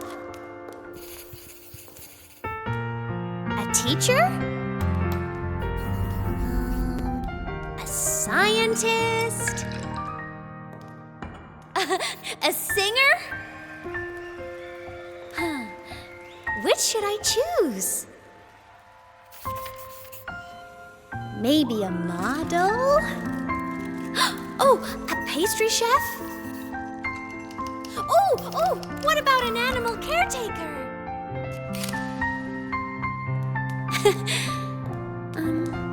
What would make you proud?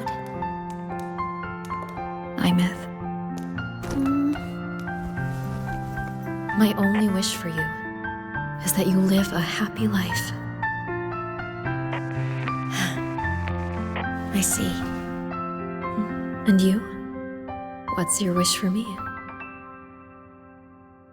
I wish that in your long, long life, you never forget how to feel the sorrow and the joy.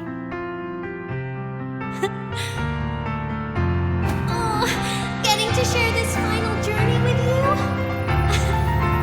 makes me so happy.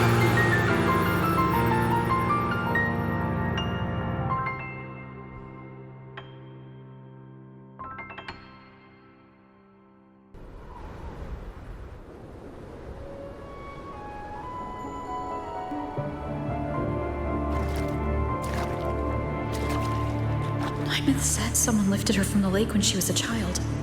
That's when she lost her talisman. It wasn't my past self who saved her. It was me. Right here. Right now. My failure to save Aemeath? Has it already become part of Lahai-Roi's chain of cause and effect?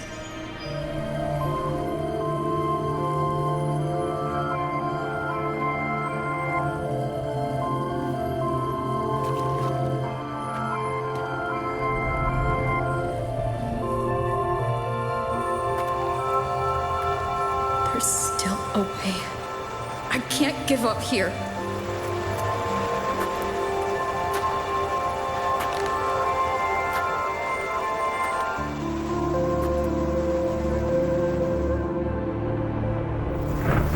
Aemeath is on the other side of the Strider Gate.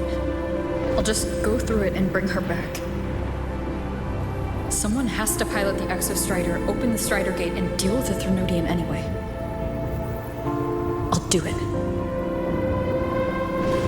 The odds are slim. But they're not zero.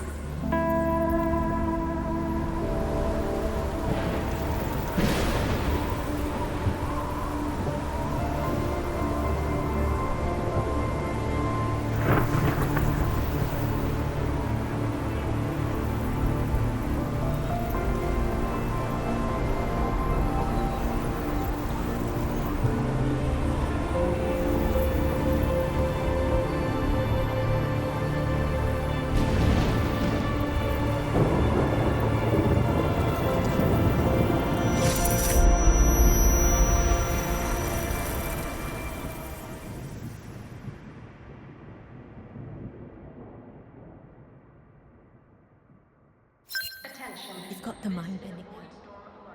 Welcome back, Synchronous. Your daily training regimen is being formulated and sent to terminal shortly.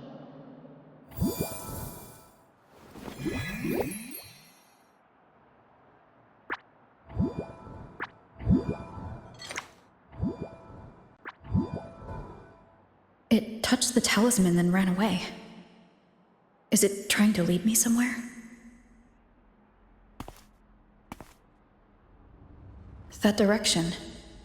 It's the Synchroling training grounds. What's wrong? The simulation pod won't open? Seems so. It bugged out with an emergency error and just locked down. Maintenance is on the way. But it's showing it's occupied. Class just started. No one could have gotten in yet.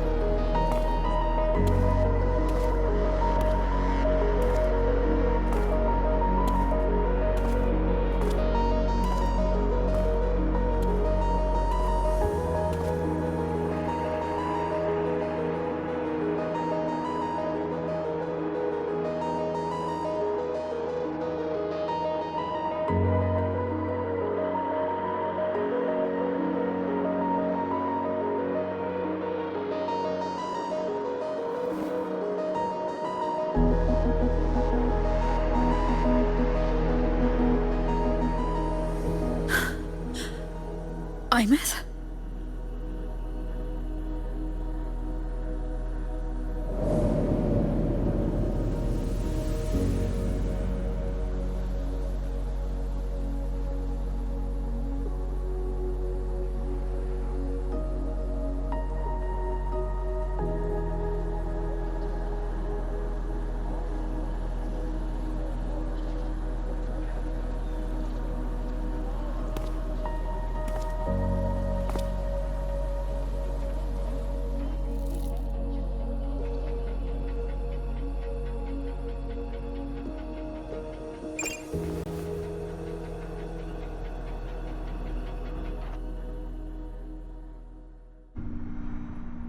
The train for Star Torch Academy and the Frostlands will be departing soon.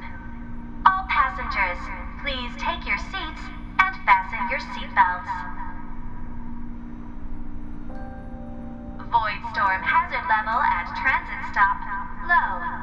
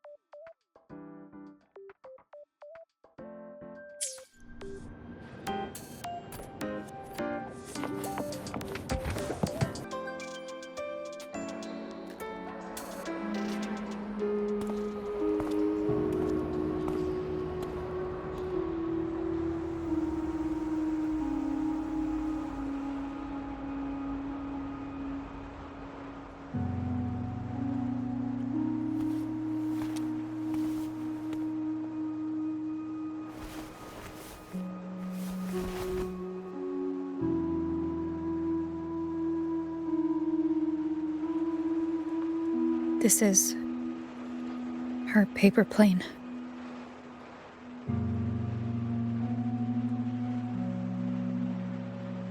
You can keep it if you'd like.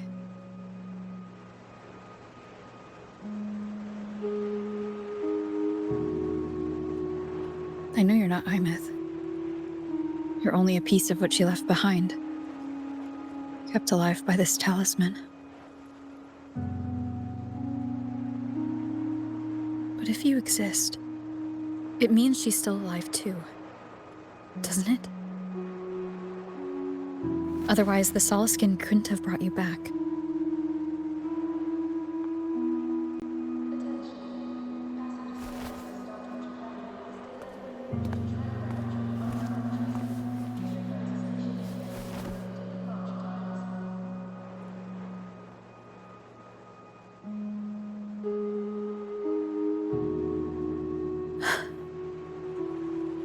So, it wasn't for nothing. If I hadn't gone looking for Aemeath, I never would have found this talisman.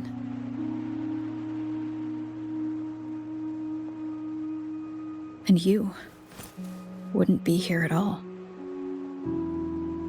Mook told me you're a piece of her.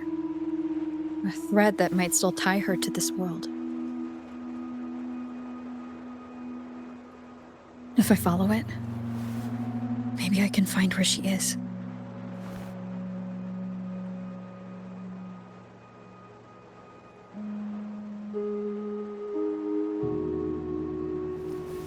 You might have only said that to comfort me. No one has ever seen what's beyond the Strider Gate. It's all just guesswork. How long has it been for her since she was pulled into that chaos? Is she still alive? And if she is, how much longer can she hold on?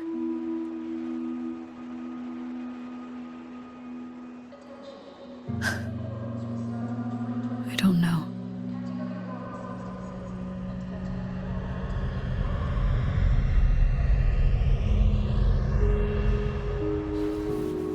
But I will hold on to hope. Because the world she saved is so full of it. So peaceful. And so beautiful.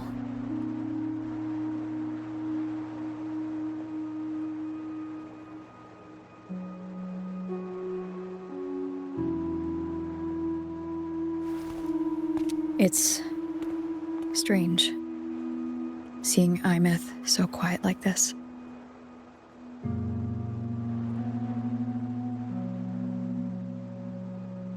I will cross the Strider Gate and bring you home.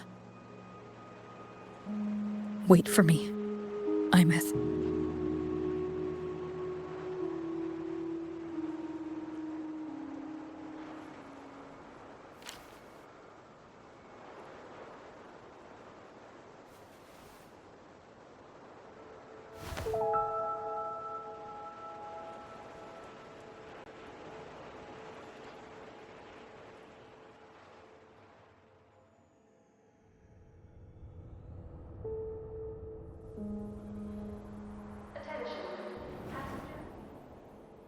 Don't be sad.